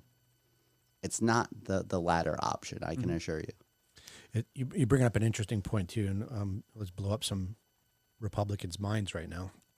Talking about, the bodily autonomy, and you have, so often the Republicans will complain, right? They'll say, well, if we legalize drugs, people are going to commit crime. Well, that's the point in which you have a problem, when the crime is committed against another person. That's a great point. That's the point, right? So if someone wants to get high and sit on their couch and just veg out and watch TV, they've done nothing wrong to anybody. That there's no crime committed. If they hurt somebody, then there's a crime. The problem is they don't get it in that context, but they do get it in the gun control context when they say, look, it's not the tool that the person has. The person can have a gun. It's when they commit murder that's the problem. Mm-hmm. It's the same thing. It's the same consistent rationale, which libertarians apply across the board. And let me be very clear here. I do not suggest, like, I do not support people to use drugs. Like, I don't suggest people to, like, and again, it's like, with that said, I understand. I've known people that were addicted to cocaine, and they should not ever, ever, ever take cocaine, or bad things are going to happen in their life. Also, a few of the most productive people I know in society do cocaine on a regular basis, right? Half of the House of Representatives in the U.S. It's a different situation for everybody. And again, like, I mean, come on, guys. The son of the president of the United States, there's a video that is public of him smoking crack, getting a foot job. And then Democrats try to say, like, Trump ruined the sanctity of the presidency. It's like, this is ridiculous, right? And it's like, look, they're all buffoons, and it's all rules for you and not for me. Yeah. Meanwhile, in the inner city, you get caught with a crack pipe, you're doing a mandatory 12. Yeah. It's a third strike. It's absolutely ridiculous. It's a point we stress here over and over and over, and I don't mind doing it, is that just because we say you should be able to doesn't mean you should, right? Like, exactly. Like, do not smoke crack. Do not smoke crack. Do not do meth. You should probably stay away from cocaine as well, right? Like, but I don't care what you do. You shouldn't be thrown in a cage for doing it. Like, and if you're not hurting anybody else, you shouldn't be. And the reason why these situations and these environments get created where other people and innocent third-body bystanders get injured is because you've created a black market and you have these dangerous individuals. Look what Prohibition did to alcohol. You had all the famous gangsters that were shooting up people in the St. Valentine's Day massacre and like all the other crazy stuff that was just kind of beyond the pale for the time. That just has been perpetuated now with the ongoing drug war that we've been having right now, and we need to end it. And you made this a significant point. So on day one, when you are elected governor, what are you going to do to solve the problem here in the state of Rhode Island? On day one, if I'm elected governor, I will issue a pardon for all non-violent drug offenders. Send them home, back home to their families, back home to their friends, back home to their communities with a heartfelt apology. This is an economic disaster. We're taking people out of their families, their jobs. Then we're spending tons of money to keep them imprisoned and isolated for society for no good reason. And it's a humanitarian crisis. I don't think any of the Democrats have actually said that in any of their campaign pitches. That's interesting. We've just legalized cannabis in the state of Rhode Island, yet there's people in jail right now for the same exact crime that we've just legalized for. We've expunged people's criminal records for the same exact issue, yet there's still people in the ACI for that right now. Nobody should be confined to a cage for a medical problem that they have, or the fact that they wanted to, smoke a plant or eat a substance or drug do whatever. Addiction is a mental health issue. Yeah. It is not a criminal 100%. issue, and we need to stop. Listen, even if you're a police officer, you're a prosecutor. We're paying these people to persecute the drug war, and it doesn't make any sense. These people should be focusing their time on violent criminals, thieves, murderers. That's what they're supposed to be there for. They should not be spending their time and taxpayer dollars on people that have never hurt anybody or stolen from anybody. Yeah. This is ridiculous. They need to be protecting property rights 100%, and the most important piece of property anyone owns is their own body and their own autonomy and everything like that. So that just goes back to exactly what all of these people have been paying lip service to, the two major parties about looking out for your rights and looking out for everything that they say is good and just and the noble thing to do. It's really just whatever issue it is, whatever the talking points are. They don't mean anything that they say. They're just telling you what you want to hear so that you will vote for them and perpetuate this nonsense. I think what's interesting, and I really like the libertarian position on this, right? Because you can apply this principle so broadly. Like you're talking about autonomy and things like that. On your website, eli4ri.com, you mentioned this, and I think it's very clever, right? You talk about bringing back flavored vapes. But really, that statement is so much more than just that, right? The state, the government should not tell you what you can put inside of your body. That's right? like saying, bring back grape soda. Yeah. What? Is that illegal? No, but they tried to.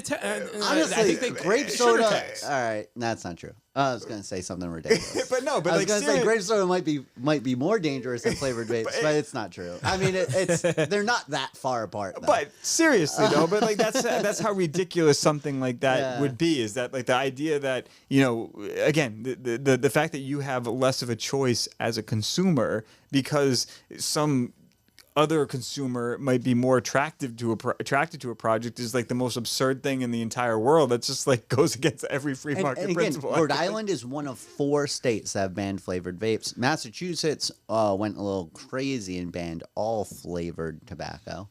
Right, and instead of Rhode Island taking advantage of that and putting up a bunch of vape shops on the border of Massachusetts, we banned it too. Yeah. So now we got Massachusetts people driving through Rhode Island to get to Connecticut to pick up their flavored vapes, and then we got Rhode Islanders doing the same thing. They're spending their money not only on my sister. She's a vapor. She used to drive to New London and drop $200 at a time on flavored vapes. Right, it's ridiculous. Then she's stopping at restaurants. Sometimes she'd get a hotel there. Getting gas? Yeah, getting gas. It's we're losing all these dollars that could be supporting Rhode Island businesses. This is just economic stupidity. And it might not be that much of we're losing tourist dollars, but come on, guys. The Rhode Island economy is ranked really low. I forget what it was. I think last time it was 8th worst or something in the nation, right? Well, it's the MSNBC poll. We're the bottom 2 or 3 every single year. It's just we are. I always see different numbers and stuff. But we're never doing Never at the well. top. We're never doing well, right? And it's we need every dollar we can get. So why are we have this ridiculous policy in place, right? Well, And it's not only that, but again, like you said, it's you're creating a gray market, right? Because now you've created a void in the Rhode Island market, and right across this arbitrary imaginary line in Connecticut, there is no same restriction. So what stops somebody from going across the border and buying a product, and now they're bringing it over here, they're marking it up, they're not storing it in the proper requirements. God only knows, they could be extracting the liquid and cutting it with something else so that they could have more product to sell and inferior cartridges or whatever, which is now, I have a perfect example of that tonight. A tradition before the podcast, always pick up some beer. Yep. Right? So there is a state law that says liquor stores have to close at 6 p.m. on Sundays. So what did I do? I crossed the imaginary line to Massachusetts. And I was able to buy it, not only, just being able to get it, but I could get it inside of a gas station, believe it or not. Oh, yeah. That's another thing. Like, why is that a state law? And again, as governor, Lobbyists. I can't just like wave my. And again, I have a crazy conspiracy theory that's actually super accurate and not really conspiracy theory and just what's actually happening. Big money from Boston and Massachusetts invades Rhode Island politics, has us set up stupid policies that benefit Massachusetts, and this is one of them. Easy enough to do, right? That's like it's common sense, right? But as governor, you also have a lot of authority because you are the executive branch that's in charge of many of these departments that are funded by the General Assembly. So as the executive for all these individual departments and everything like that, you have the ability to disband the department. Yeah, so I can't rewrite legislation as the governor, but what I can do is I can executively direct these organizations not to persecute people who may be in blurry lines, right? And I can refocus our efforts, our regulatory efforts, on things that matter and direct them away from things that don't, right? Or so does a Gizzarelli administration mean that I'll be able to buy a beer on Sunday at 7 o'clock? It could. We'll see. Yeah, I thought when I first read your list of the things you're running on, I saw vapes and I thought, that's kind of a weird one, right? But then I thought about it a little bit more, and it really is a good analogy. It's using that issue as an analogy for so many other things, right?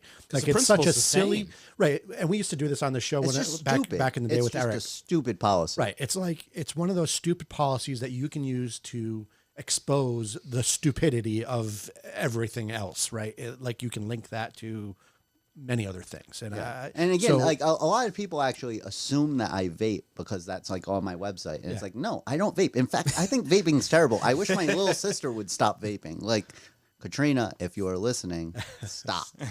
Like it's not good for you. I don't think it's better than smoking, I think. But again, that's. Oh, by the way, I should actually say this because we've trampled on that a little bit. I am not a doctor. Do not construe this podcast to be medical advice. It's not medical advice, yeah. That's a good point. See your local shaman. So are you a financial advisor, though? I am not a financial advisor, but I got some pretty good NFL picks that you should probably look into. No, as long as it's not the Patriots, you can vote. You can bet on them. I'm not going to mention the Patriots. Yeah, that's not. Especially after today. So what about Main Street and the small business owner in the state of Rhode Island? Why should a small business owner, somebody that has their blood, sweat, tears, money, they're the largest employer in the state of Rhode Island collectively as a small business owner. They pay the largest portion of taxes in this state. They are basically keeping us afloat as a state. If you are somebody who is working hard to keep your employees paid, keep your lights on, pay for your insurance, pay your taxes, every other thing like that, before you pack up your business and move down south somewhere, why should they cast their vote for you in November? So one of my favorite things about New England and Rhode Island specifically is where we got a lot of small businesses up here. Like if you travel the country, it's a lot of corporate parks. Yeah. Like they're really mom and pop shops are pretty rare outside of New England. Yeah, because we visit my sister-in-law in Texas, and it's all just these blocks of people living very close together, but at the same time, it's all blocks of franchises and things like that. Chain restaurants. Yeah, like, Yeah, oh my and God. there's this weird, silly idea that libertarians are like pro corporation, and it's like no. It's like, all right, so we're pro free market, right? And so a lot of times libertarians, we present in a way, well, especially like people on Facebook and stuff, right?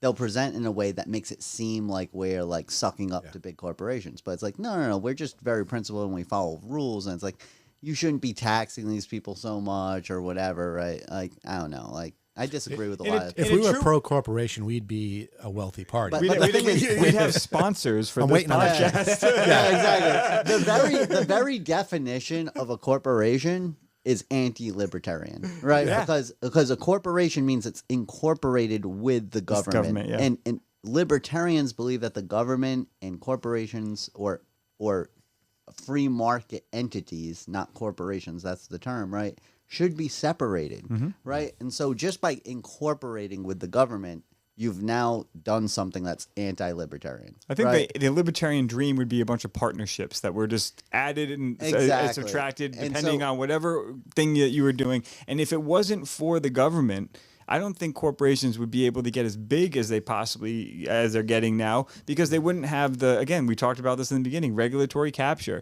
As soon as you get established, the first thing you do is lobby the government to create rules and regulations that prevent out your upstart competition from coming and exactly. competing with you. Like what Mark Zuckerberg, right? He was like, "Oh, please regulate me. Yeah, exactly. Please, Thank you. we need regulations, right? Like Harder, Daddy. And it's kind of Walmart does the same thing. Yeah, it's crazy. A lot of these corporations pretend to be like, oh, we don't like the regulations, but they secretly, if you follow the money, they're actually lobbying for a lot of these regulations on their own industries, right? Like, and so it's like, look, what they want is barrier to entry, right? And they want it so that it's harder to compete with them. They don't want small startups. They don't want your mom and pop starting a business that could take away from their bottom line.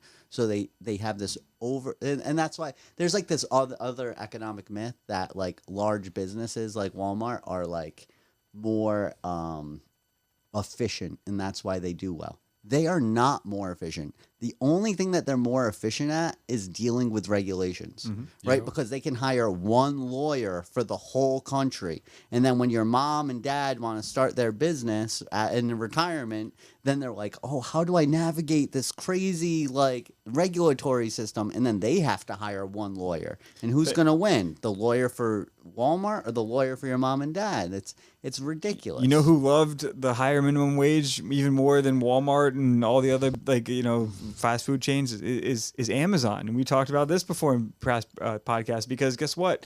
Amazon doesn't have the same brick and mortar, as exposure that a Target or a Walmart or any of these other big box chains have. So, and they don't have as many employees either. So when you jack up the minimum wage, that is just basically just hamstringing their competition, and Amazon is growing from it. And even that's at a very large level. Think about how acutely that affects the small mom and pop who's just has one or two employees and doesn't have the volume to justify such a large increase in their payroll.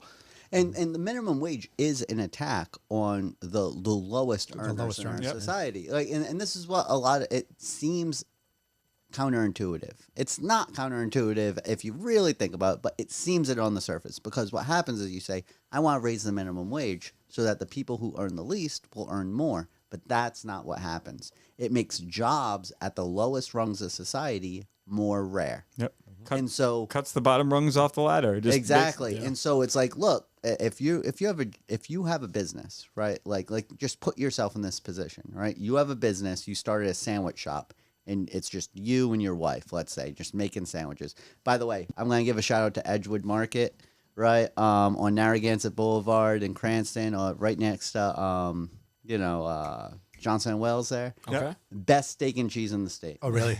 Ooh, that's a bold It's claim. not even close. Oh, man. It's not close. What's the name? Edgewood. Edgewood I'm Market. Take notes here. Edgewood Market. Right? All right. They kill it over there. They better guys. take one of your signs. And the way I make, by the way, the way I order a steak and cheese, by the way, I'm a big foodie. I'm sorry. But the way I order steak and cheese is I order steak and cheese with peppers, onions, tomatoes, and hot sauce. Ooh. Right? So that's the best way to get a steak and cheese. I'm a big Philadelphia Eagles fan, actually, and a lot of my Philly people. We'll bleep that out. Yeah. A lot of my Philly people will make fun of me because I don't like cheese whiz on my steak and cheese, but y'all are peasants. Anyway. So, all right. That aside, right? Edgewood Market, check it out. They're fantastic. Best steak and cheese in the state. And it's really not close. Where was I at? I'm sorry. I started Main thinking Street. of- Where, Small business. yeah, so like let's say you have like a mom and pop shop where it's just like you and your wife like making sandwiches, right? It's like now like it's like you could hire somebody for $8 an hour to just clean dishes and have like a pretty easy job, you know, nothing too complicated, just clean some dishes, a lot of downtime, you know. But then once you start raising that minimum wage and now you got to pay them 15, you're just going to do the dishes yourself. Yep. Yeah.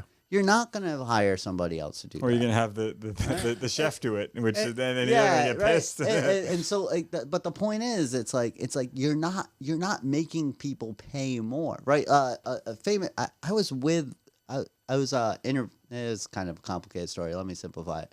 I was talking to somebody, and they were really upset. I was interviewing them for a job actually, and they had quit their job at Dunkin' Donuts because they were working full time when the Obamacare mandates came out. Right? And so all these Dunkin' Donuts started cutting people's hours. Yep. Right? And she was blaming Dunkin' Donuts for being selfish. And it's like, it's not about selfish. Business is not like, yes, it is selfishness, right? But that's the thing is you have to understand all corporations are selfish. That's the reason why you do business. All businesses are selfish. They're going to do what's in their best interest, not what's in your best interest. This whole idea that people should like think about, no, you are your own advocate. They are their own advocates. The more people that are operating in their own best interest, it averages everything out, and it's the most efficient for the most people. You're raising the most people out of poverty. And so what happens is that the government, what they do is they step in They and siphon then off the top. they change the rules that makes it so that their best interest is to cut your hours. Yep. Right? So they're like, oh, if you have a full-time employee, you have to pay for their health care. And then Dunkin' Donuts is like, bro, And they're then pouring coffee. Like, I can't pay that, right? It's not worth it for me. So they cut people's hours. So instead of 5 people working 40 hours, they get 6 people work 30 hours. Yep. And that's all that happens. Just going back to your example of the sandwich shop, that one person that you could have hired to wash dishes, as your business either grew or you got older and you wanted to take a vacation or take time off, you could move him or her into the business, right? And maybe now they're working making sandwiches, right? And they're making they're worth a little more to you as a company. So now you're paying them a little bit more, and then maybe you want to hire another person, and now you need a manager, right? So now this person's moving up, right? Like Yeah, and that's it's, how it happens. Yeah, when that's you, how that. when you hire people at lower wages, right? Entry They're level. learning skills, Yeah. right? Like, and so yes, there's so many examples of people like starting off. Like, there's a Subway on Cranston Street, right? The Subway, it's connected to the gas station there, right? So actually, my second job was a Subway. I worked on the Subway on Atwood Ave in Cranston, right? And so I worked for Ken and Jackie. It was a married couple, right? And so they ended up growing their organization after I left. So they owned the Subway on Cranston Street. But what happened was that anyway, Ken ended up owning it solely, and then he really liked one of his employees. So he like set up this whole like payment plan with her so she could buy it. So I forget her name. I think it's Sandra. Don't quote me on that. But so she's now a business owner, right? She was a sandwich artist, right? Yeah. And now she owns her own business, and that's how it works, right? Like these things happen all the time. And the more we cut the legs out of the people on the lowest rungs of the ladder of society, they're rungs on a ladder for a reason, because you move up. Mm-hmm. And like, the higher those rungs go, that's you're cutting off. It's harder to ascend, mm-hmm. right? Like I started in high school. I worked as a busboy in a local restaurant, right? And doing that, moved into the salad room. Now I'm a salad maker and that kind of thing. And But my point being now is, how often do you go into a restaurant? Do you see even bus people anymore? You don't. Like the waitresses and waiters clear their own tables for the most part now. Occasionally you'll see it, but back then, in the 80s and 90s, there were bus kids everywhere, right? Like it was every restaurant that was the thing with dishwashing and busing tables. Right? Well, you also brought up a good point because, first of all, you're describing a situation where you're getting immediate feedback and payoff for hard work.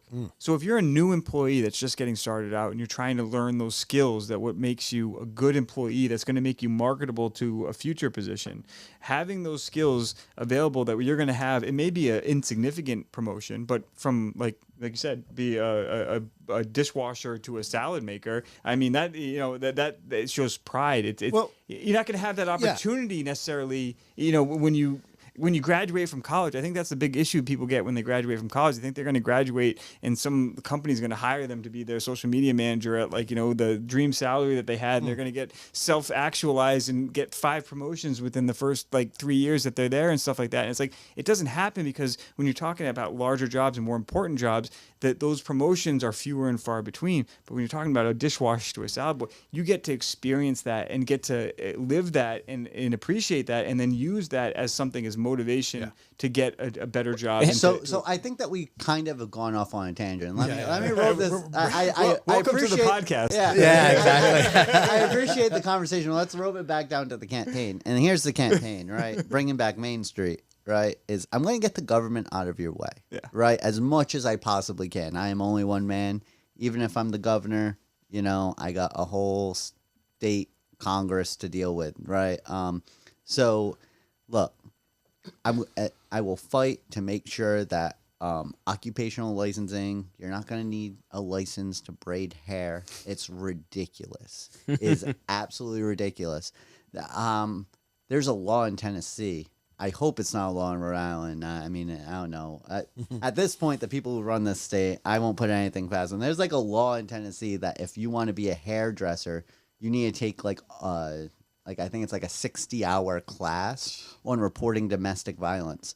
It's like, what? Wow. What? But not only is it bad enough that they're forcing people, small business owners, to be tax collectors for the state. You have to go ahead and collect taxes for the state and then report it and file it and send it up to them weekly, monthly, quarterly, depending on what type of business you're in. But now we're also you're asking business owners in a low margin industry like hairdressing to be social workers too. I mean, are you serious? And these occupational licenses are a direct attack on the lower classes, right? And in generally minorities. Minorities make up the majority of the lower income brackets. So it's what they're doing is they're creating a caste system, right? And it's kind of crazy. Like, if you really think about it, it's like they pretend like it's not happening, right? But then it's like, do you know what kind of people braid hair for a living? Yeah, really, yeah. Are you telling me you couldn't just move to Rhode Island and secure multi-million-dollar state contracts for the COVID regime? Yeah, it's crazy. That sounds familiar. That sounds like a governor. Again, these are valuable. Just saying. These are valuable skills, right? Yeah. They should not be regulated skills. The public is not. The idea that the public is at risk from hair braiders is ridiculous. It's absolutely ridiculous. You should not need. These are the types of jobs that get people out of the trap, right? These are the types of jobs that do that. Right. And we are stepping slamming the door on the trap, and we're saying, no, you're staying there. Yeah. And we cannot, as governor, I will make sure that every Rhode Islander has an opportunity to move up. We will judge them based off of their merits, right? We will not judge them based off of their resources, their accessibility to capital. If you want to work hard and achieve that American dream, you can do so in Rhode Island while I'm governor. So if you're a Karen holding on to the governmental regulation that's protecting you against these rogue hair braiders, and you really say, no, Elijah, I need the government to protect me from the scourge of this and everything like that. Vote for McKee. No, the whole thing is just is asinine. It's like you said, is that libertarians, with podcasts, listen to past episodes, we are all in favor of private organizations that are doing this. It's not the role of the government to be regulating this. It should be people that have voluntary associations of hair braiders that have a brand associated with them that people want and seek out, and they see value in, and they're willing to pay more for a braiding service because there's a value into having that certification. And this is the thing, right? If you're interested in pretending to care about lower classes in society, if you're interested in pretending to care about minority communities, if you're interested in paying lip service and what was the Napoleon quote? Promise them everything and give them nothing, right? If that's what you're interested in, vote for the Democrats, vote for McKee. If you're interested in actually doing something that's going to, take people out of the trap, start dismantling that trap, right? Vote Ghizzarelli for governor. I'm the only person in this race that's willing to do that. So I got inspired, and we'll shift topics real quick, and we won't be able to cover all the stances tonight. I think that's unreasonable. We'll have to have you back on the show to talk about this, and hopefully we can get some of your messaging out there a little bit. I got a little inspiration from the recent Rhode Island Democrat debate that they had. They excluded some of the people from You're it. the only one. But geez. So one of the questions, one of the rapid fire questions was, along the lines of the extension of the state of emergency in the state. Oh God. And everyone seemed to be pretty okay with it. And granted, the original state of emergency was like February or March 2020, right?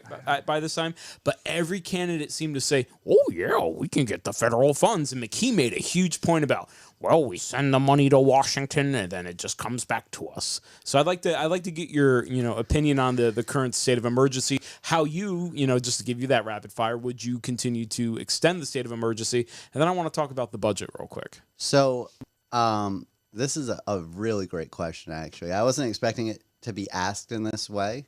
And honestly, I kind of agree with all of my Democratic opponents on this. Yeah? Yeah, we should extend the state of emergency. I'll even fake tears on stage, right? But I actually, this is the best part of the debate because it was the only moment of clarity.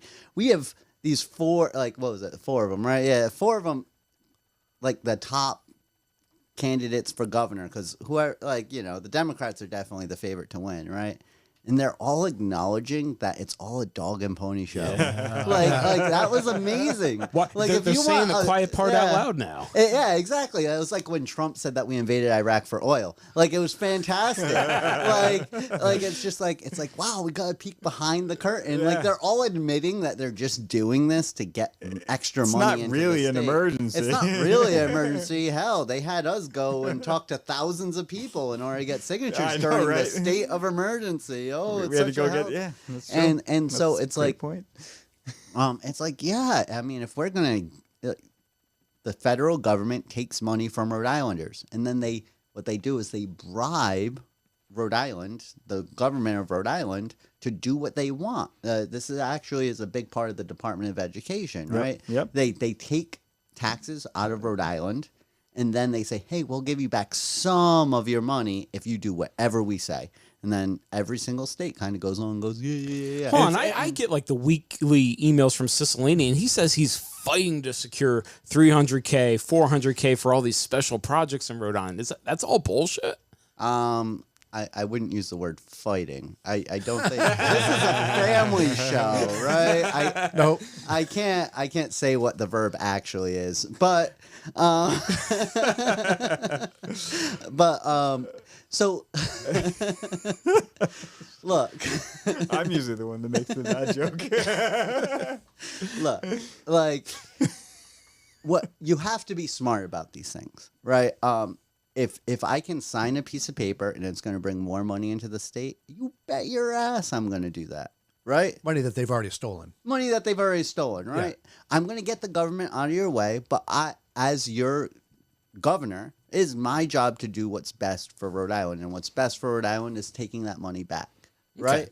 Now, with that said, I'm not going to pretend like nothing's happening. We had a rare moment of clarity during that Democratic debate because the question was asked in such a way they were forced to say the truth. Yeah. Right? But they don't come out and volunteer that truth normally.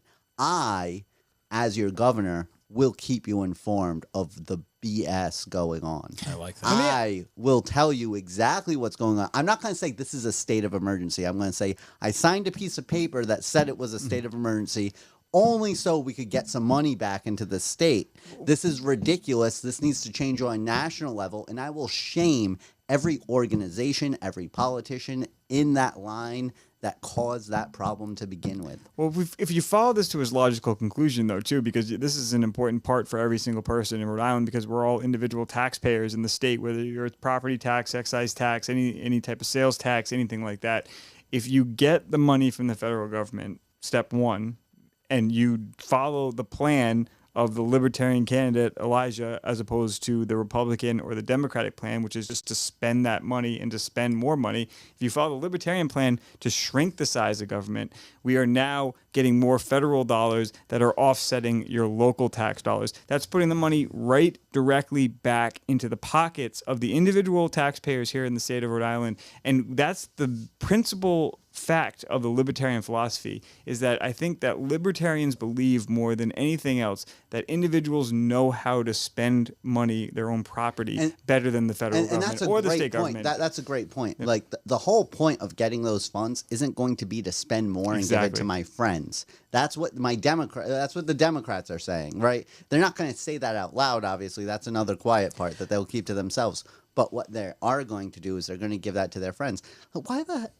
Does anybody know why they're renumbering the highway? Like, what the hell? Bro.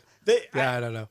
Let me just say, I will say, number one, I've always admired the states that do it this way, that they have the actual number of miles in between. Because Florida's had this for a while, and I go visit my sister down in Florida, and I go, that's just a smarter way of doing it than just arbitrarily assigning numbers to it. That being said, whether or not it's worth doing it to standardize across all the states, like, are you serious? With GPS, I akin this to, I mean, with GPS now, does anybody actually recognize numbers of exits? No. You just follow the GPS that says... No, So, I'm an old soul. This is the same... I don't use my GPS unless I have to. This is the same thing as the stupid call boxes every quarter mile on the highway. Remember that when you were growing up? It was where you'd actually have a phone every quarter mile on the highway. They would have a phone where if you broke down on the side of the road, you could walk, and you'd be able to get to this phone, you'd flip it up, and you'd be able to talk to the police station. They spent all this money to install all these phones all the way up and down the highway, every quarter mile, everywhere you go.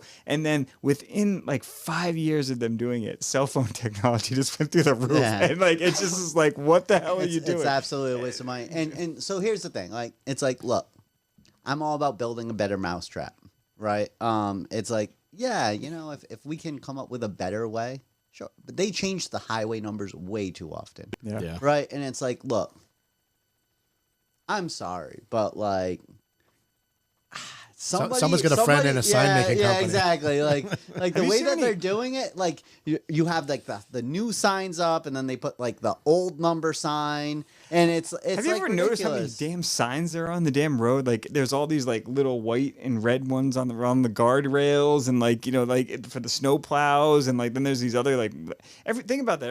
Every tenth of a mile, there's a damn sign on the highway. So this is more of a Massachusetts thing, but I swear to God, you can turn right on red in Boston just so that they could put up signs that said "No turn on red."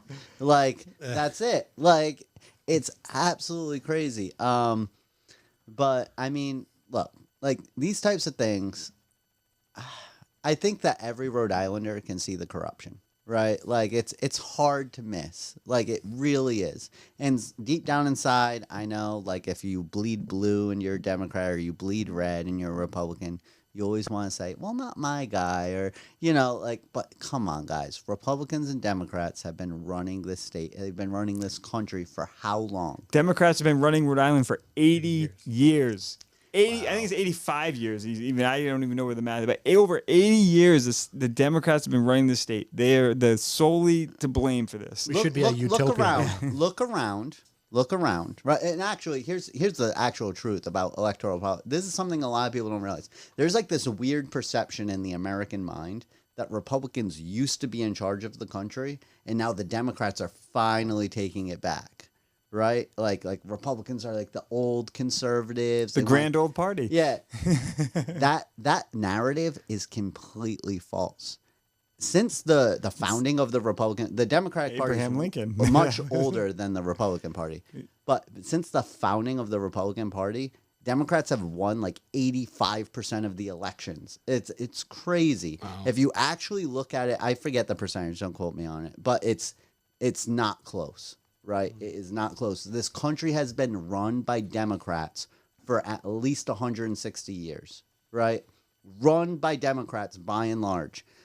The Republicans are not the old guard, right? It's nothing like that. If you do not like the country that you're living in, if you do not like its laws, if you do not like its policies, you can blame a Democrat.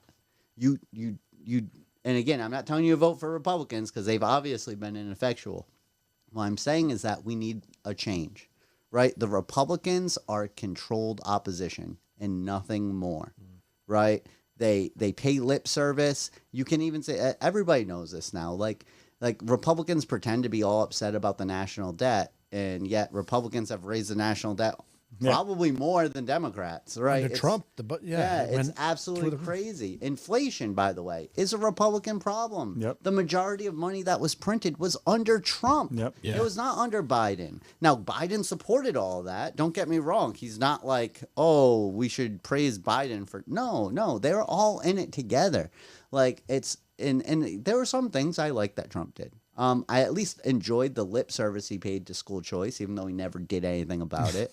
Right. There were certain things that, he did pretty good job. He didn't start a war. He didn't start a war, but he bombed way more than I would have liked. Start a new war. That's true. Yeah.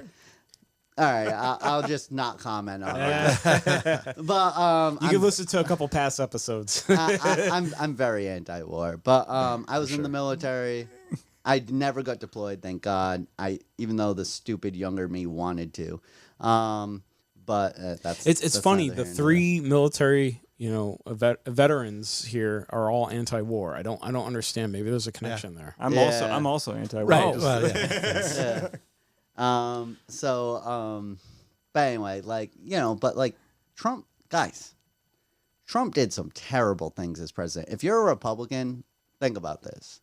Trump raised tariffs on China, right? Which is a tax on Americans. It's not a tax on Chinese people. Try to explain that to them. They don't. Yeah, look. It's Gina so hard. Raimondo American also jobs. has done the same thing. That's exactly the chips. I'm going to defend Trump supporters right now. Trump was American jobs. Trump was a breath of fresh air, right? Come on, guys. Like compared to politics as usual, I respect people that support Trump in just the fact that he was clearly not an insider, right? Yeah.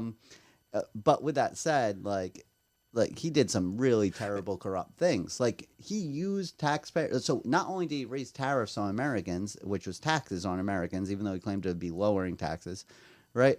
Then when businesses were suffering due to these tariffs, he took your money and he gave it to his farmers because they were his electoral base, so he wouldn't lose their votes. Like that was complete corruption, and it was very calculated. There's no way. Like they did the farm bailout bill. That was Trump all the way, because he knew if that farmers weren't getting money from him, they were not going to vote for him because his tariffs caused their pockets and their bank accounts to go down. And it's just, even when we get somebody like Trump, like who's clearly not an insider, they're still corrupt, right? And you just can't have faith in the Republican or Democrats. Their system is corrupt. It's not that necessarily anybody who gets involved is a bad person. It's that they are encouraged to become bad people by the system that they're in. Yeah. And so we need to change that process. We need to fight the two-party system, not only for libertarians and green parties and independents. We need to change the two-party system for Democrats and Republicans. Yeah. There's a lot of good Democrats and Republicans that are stuck in this horrible cycle of corruption. And will never stop until we break the two-party system. Yeah, no, that's definitely the point there, right? And I think it takes two parties to really mess things up as well. The last question that I'll have for you, because I know we're running out of time here, but during that candidate debate for the Democrats, they did like a pop quiz, right, to see do you really know the metrics on housing and this and that. And one of the ones that came up was general revenue, so theft. The amount of money that the state is stealing from you. And I think they said the concluded answer was $5.5 billion now. No. It was the governor, by the way. The governor said 5.5 billion, but he was off by $500 million. Yeah. It was just, change, it was just over 5 billion. That's a rounding error. Yeah, let me defer to the treasurer, right? But the interesting thing that I want to point out there with that, and on this podcast, one of the first things that we always do, because it's such a huge problem, is we point out the state spending, we point out the state debt, and USDebtClock.org, the spending for this year. Dan McKee said, we bring in 5.5 billion, right? We spent 14.6 billion. This year. So again, it all comes back to the RICAST scores, I swear. But we're so let's see. I haven't taken a all right. So I haven't taken a math class in a long time. But let me just see if my brain math works out. If it doesn't work out, don't sue me about it, right? But let's see. It's 14.5 billion we spent. You said, or right now 14.6. The budget, I believe, 14.6. And just for context to that, I think the current budget for the next year is like 13.4 billion or something like that. Okay, and then our intake was actually just over 5 billion, I believe the person said. Yeah. So let's see, that's roughly what? 40%? It's less than 40%. It's like 37%, right? Of what we're spending. So imagine this. Imagine you made $37,000 per year and you spent $100,000. Would all of your friends and family have an intervention and be like, don't, you need to stop, what is happening? Would you expect, imagine if your brother or sister made $37,000 per year and they were spending $100,000. What would you do? Would you be allowed to steal from all your neighbors? Yeah. Offset it. No, but it's just guys, this is completely irresponsible. It's because they have no checks and balances. The two-party system has set up a situation where they don't have consequences for these actions. And what they're doing is they're straddling your children with debt. Your children are going to pay these bills, right? Your children are going to work and they're going to pay taxes towards the interest on the money that we borrow from China. Right, the money that we borrow from ourselves, which is kind of weird to say, and that's a whole monetary policy issue in the Federal Reserve. We can talk about that some other time. But guys, it doesn't matter who you are. If you just think about it in those terms, they're debt slaves. It's I mean, look, guys, something is seriously wrong in this country, and that is not just a Rhode Island problem. Yeah. Right? It's seriously wrong. We need to change our ways. We need to move forward, right? And it's insane. And I talked about education earlier, and it's guys, that's just a drop in the bucket. A drop in the bucket. Vote for somebody who's going to go through the entire Rhode Island budget and make sure any tiny bit of corruption and waste and fraud is taken out. If I'm elected governor, I'm going to go through the whole thing. I'm going to make it run more as a machine. I'm not going to take that money and spend it on something else I think that you should pay for. I'm going to give it back to you, right? I'm going to make sure that you're not paying for it, right? A lot of people ask me, what are you going to do for me as governor? It's not what I'm going to do for you. It's what I'm going to stop doing to you. The Rhode Island government And all these Democrats and Republicans that have been involved in it, they've been doing terrible things to you this whole time. And at this point, they're not even telling you it's rain, right? Like, you just, like, I'm not going to do that. I'm going to find every bit of corruption and every bit of money going to special interests, and I'm going to make it stop, right? And again, I know I'm going uphill, right? Like, I'm a third-party candidate.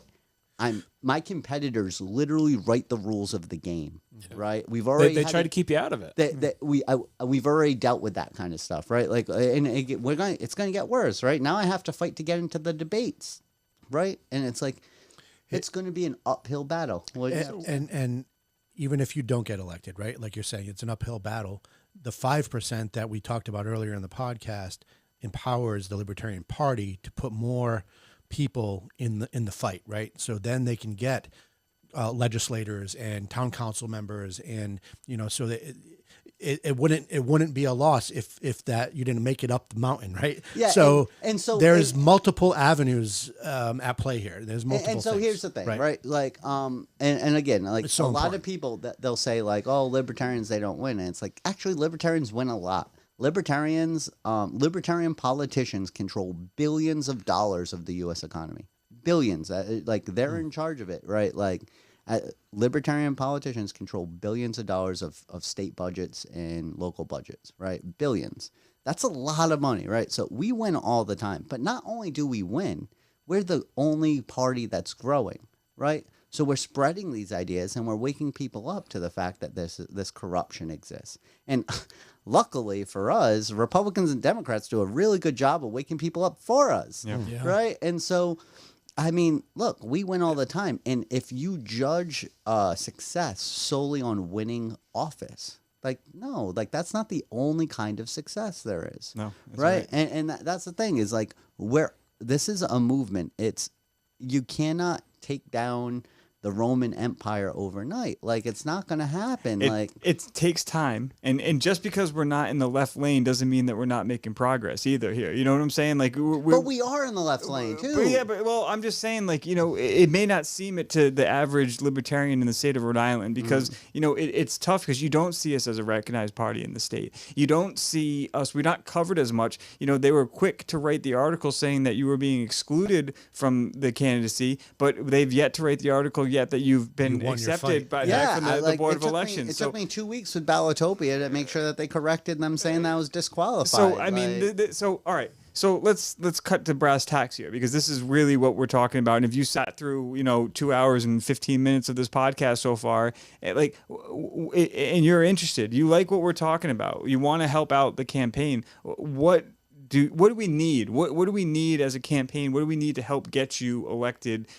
Hopefully get you elected, because God, that would just change the narrative here in the state overnight. It would just be a completely different ball game. But even not so much, aim for the stars, and even if you miss, aim for the moon. Even if you miss, you're going to end upon the stars. We'll get that 5%. We'll become a libertarian recognized party here in the state of Rhode Island. What can we do to help you get elected? What do you need?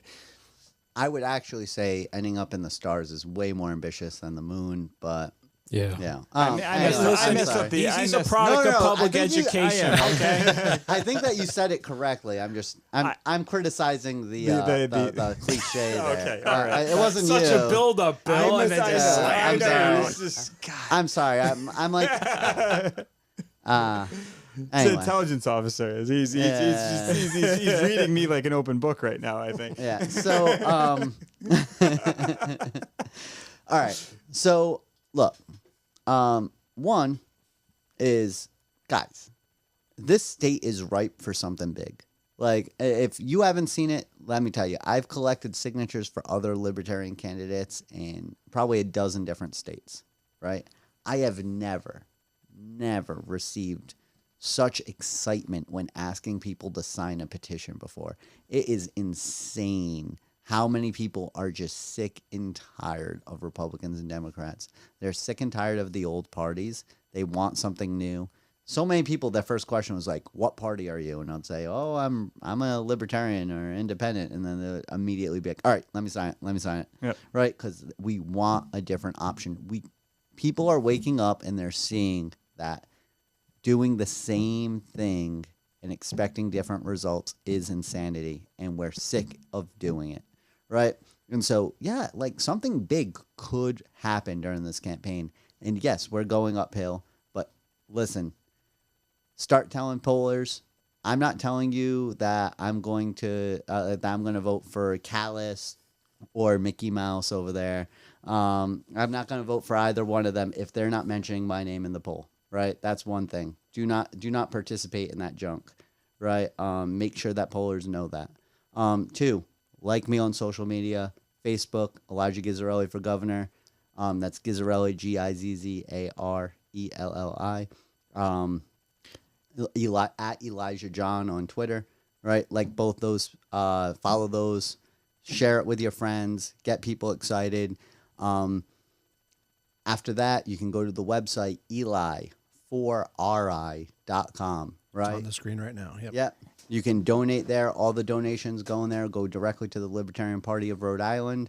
And then on top of that, you can sign up to be a volunteer on the website. You can check out all of my issues that we got up there, a little biography about me. And the biggest thing I can tell you is you don't need to ask permission, okay? You can promote this campaign any way you want, anyhow you want. Don't say that you're a member of the campaign or that you represent the campaign, but you don't need to ask permission to promote. I'm empowering you right now. Whatever you think is cool or a good idea to promote the campaign, you can do it. And if you want to link up with us and organize, definitely check us out, right? Mm-hmm. Definitely go to eli4ri.com and sign up as a volunteer. Or definitely link up with the Libertarian Party of Rhode Island, become a member, and ask them how to volunteer. But if that's not your thing and you just have an idea that you want to do to promote the campaign, do it, right? This is a grassroots movement, and grassroots means that every individual grass pokes up, right? So do it. You don't need to be an official campaign representative in order to help us win. But let's talk about that for a second though too. Is that we are not an established political party with the parasitic old guard that has infiltrated all of these town committees and just have some position that aren't getting away, and you're not getting literally we're building this from the ground up. We are looking for precinct captains. We're looking for town captains. We're looking for county captains. If you're somebody who is interested in helping out this campaign, take ownership of your town, take ownership of your precinct, and say that I'm going to be responsible for spreading the message of our Libertarian governor of all the great stuff that you've listened to over the last 2 hours, and spreading it in my individual area. I'm going to be making sure that those people that are Libertarian leaning in my particular area, they know about the campaign. They're requesting yard signs. They're donating to the campaign. They're volunteering for the campaign. We need people to go out to polling places. We need people to help us knock on doors. We need people to help and stand on the corner and do honking waves, wave signs around, put a sign in your yard. Again, there's so many little things that you can do. Social media, just share the content. Help us create content. Geez, we've spent so many resources and so much time just fighting the Board of Elections just to get Elijah on the ballot. We need help. We need help from people that have the skills and the expertise and the understanding of all of these marketing, social media. We need volunteers. That's the number one thing. And if you've been looking and waiting for a reason to volunteer for this campaign, this is it. Just let me go back to the issues, right? Look, guys, if you are sick and tired of flavored vapes not being available readily, or you have to ask some guy to pull out their backpack from under the counter in order to get your fix of, whatever, birthday cake, I don't know what these kids are vaping nowadays, right? I'm your guy for I'm your guy for governor. That's it. Vapors, they're orphans here, right? Republicans and Democrats have thrown you under the bus, right? Vote your interests, right? If you have a family member, you have a friend that are arrested or have spent time in prison for non-violent drug offenses, I'm your candidate, right? I'm going to set that right? right? And I can't even set that right? Because, like, honestly, like, the pain and suffering that this state has caused you can never be set right? But I will do everything in my power to make sure that your friends and family can go back to their homes, to their jobs, to their lives, and get out of these cages. Like, it's absolutely crazy. Like, so if that's something that you care about, if you care about harm reduction, I'm your candidate, right? If you want a more transparent government, not some government that's going to, like, do shady stuff, like say that there's a state of emergency, like, just so that we can get some money without telling you about it, only when pressed, right? Like, I'm your guy. If you want to know how actually your state dollars are being spent, here's a task for you, because I thought that this was fun. Today I was trying to look up, like, a breakdown of the Rhode Island budget, right? You try it. Yeah. Go try to find where they're spending your money and how they're spending your money. Go ahead. And try to interpret what the hell they publish. Try to find that information. If I'm governor, I will make sure that information is public. The very idea that they're trying to make it as opaque and as ridiculous, this propaganda that they put on their websites is like, it's insulting. It's insulting that they're just using these buzzwords like, oh, what we're doing to, like, help community. Like, it's like they don't tell you any numbers. If you look up a budget and they're not showing you numbers, there's a big problem there. They do not respect you. They don't even see you as, like, I don't know, like, it's completely dehumanizing. I'd also say real quick, if you're one of the many Rhode Islanders, I don't know if we hit the 180 days yet, but we have a whole bunch of new quote-unquote felons that are about to be announced by the state due to some of the recent gun control legislation. So I think that Elijah is also the only candidate that's in your camp on that issue, right? We know the Democrats during the Dem debate, they all said they would sign additional controls against you, and further, yeah, absolutely. They're like, oh yeah, don't give me one gun control legislation, give me all of them. I'll sign everything. And then the Republican couldn't even announce if they were okay with gun control or not, or there's only one candidate that I know of that will not use the state against you. And here's the thing too, right? This whole felon thing is absolutely ridiculous. And I've actually done a lot of work nationally with it. I was the campaign manager for Adam Kokesh running for president, and one of our big campaign promises was to get rid of the whole felony system, right? This whole idea that, like, forever you're, like, a second-class citizen because you did something. It's like, look, guys, that is not justice, right? That is not how justice works. The fact that you're irredeemable for the rest of your life is insane. It's either you're safe to be out with society or you're not. Mm-hmm. This whole, like, now you're a second-class citizen, you can never own a gun, you can't vote, we don't care what you have to say, you can't get a good job, you're a subhuman. Like, this is not something that anybody that cares about human rights would ever support. And both the Democrats and Republicans in this race will continue this system.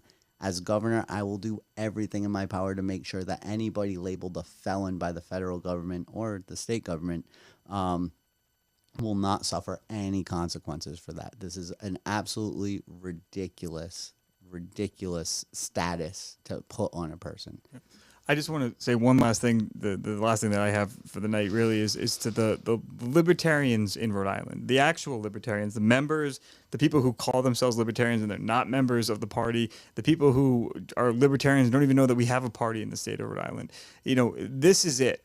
We've been talking a lot as the current leadership, the time that we've been doing this podcast, and, the members of the executive committee and the Libertarian Party of Rhode Island have been talking about how advocacy is not really our main focus. We need to get candidates elected to run for office because that's the way that we get our agenda passed, is by having people, representatives, being able to pass the legislation that we're pushing. So realistically, I'm talking to all the libertarians out there right now. This is it.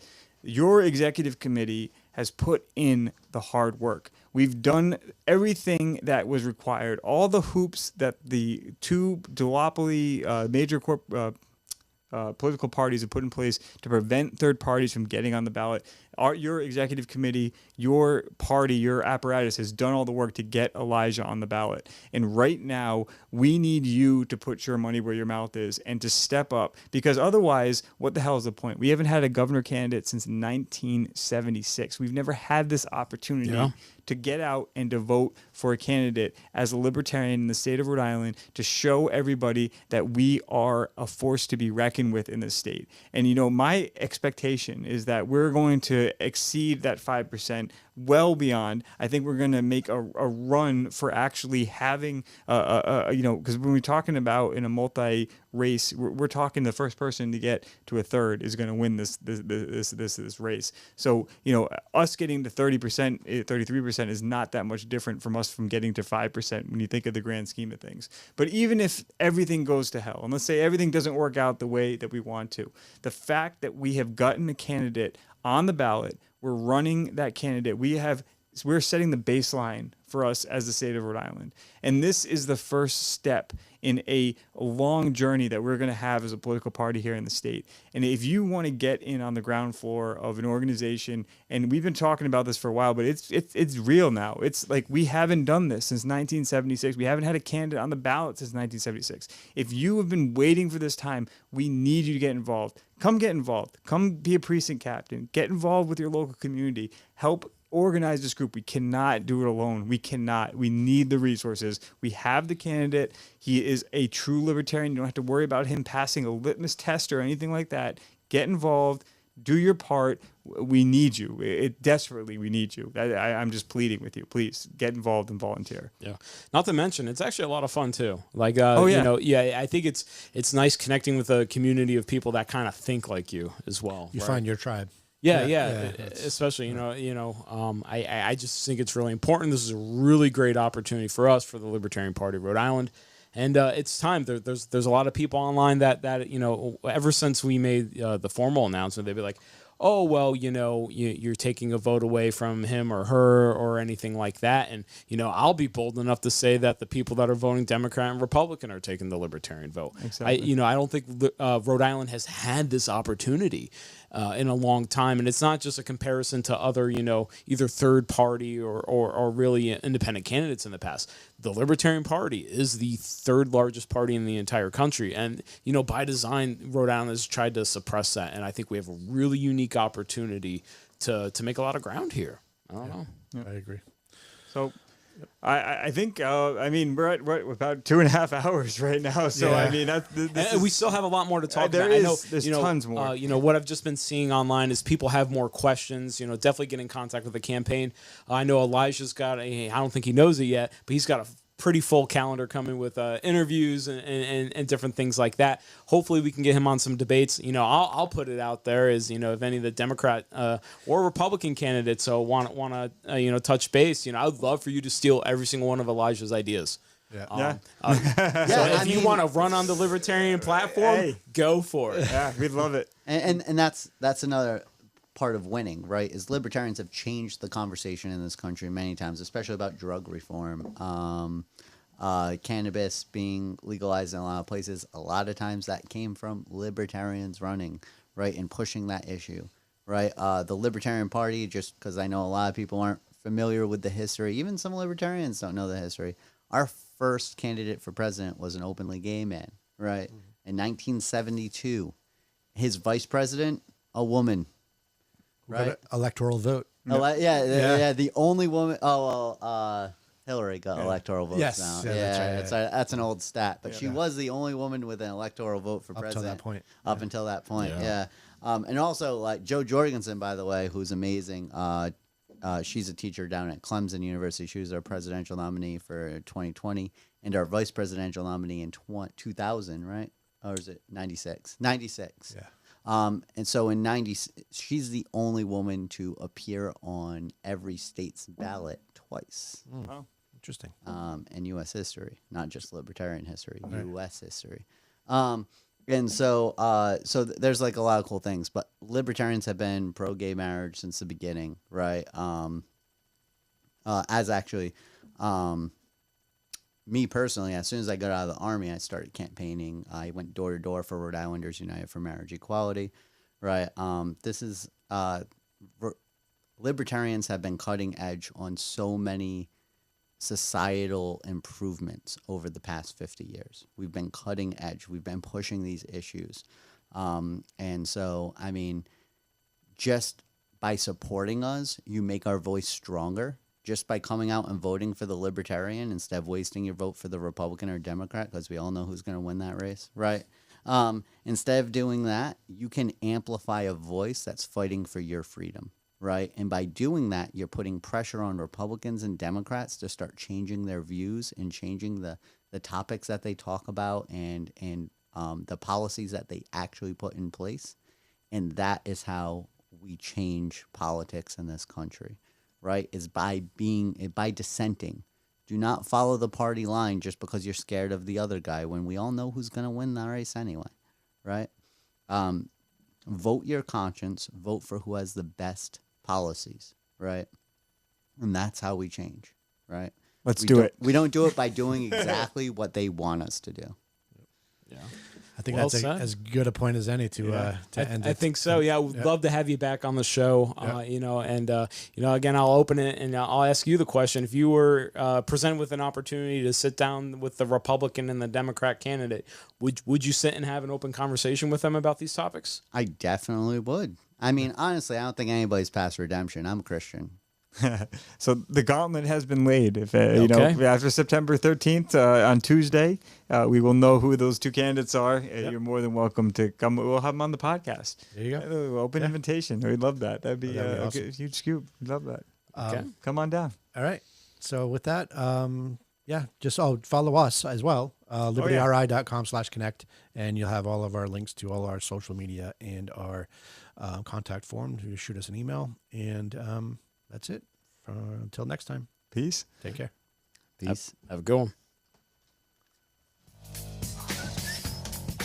You've been listening to Yeah, the Rhode I Island know Liberty that. Report. Be sure to check us out at libertyri.com.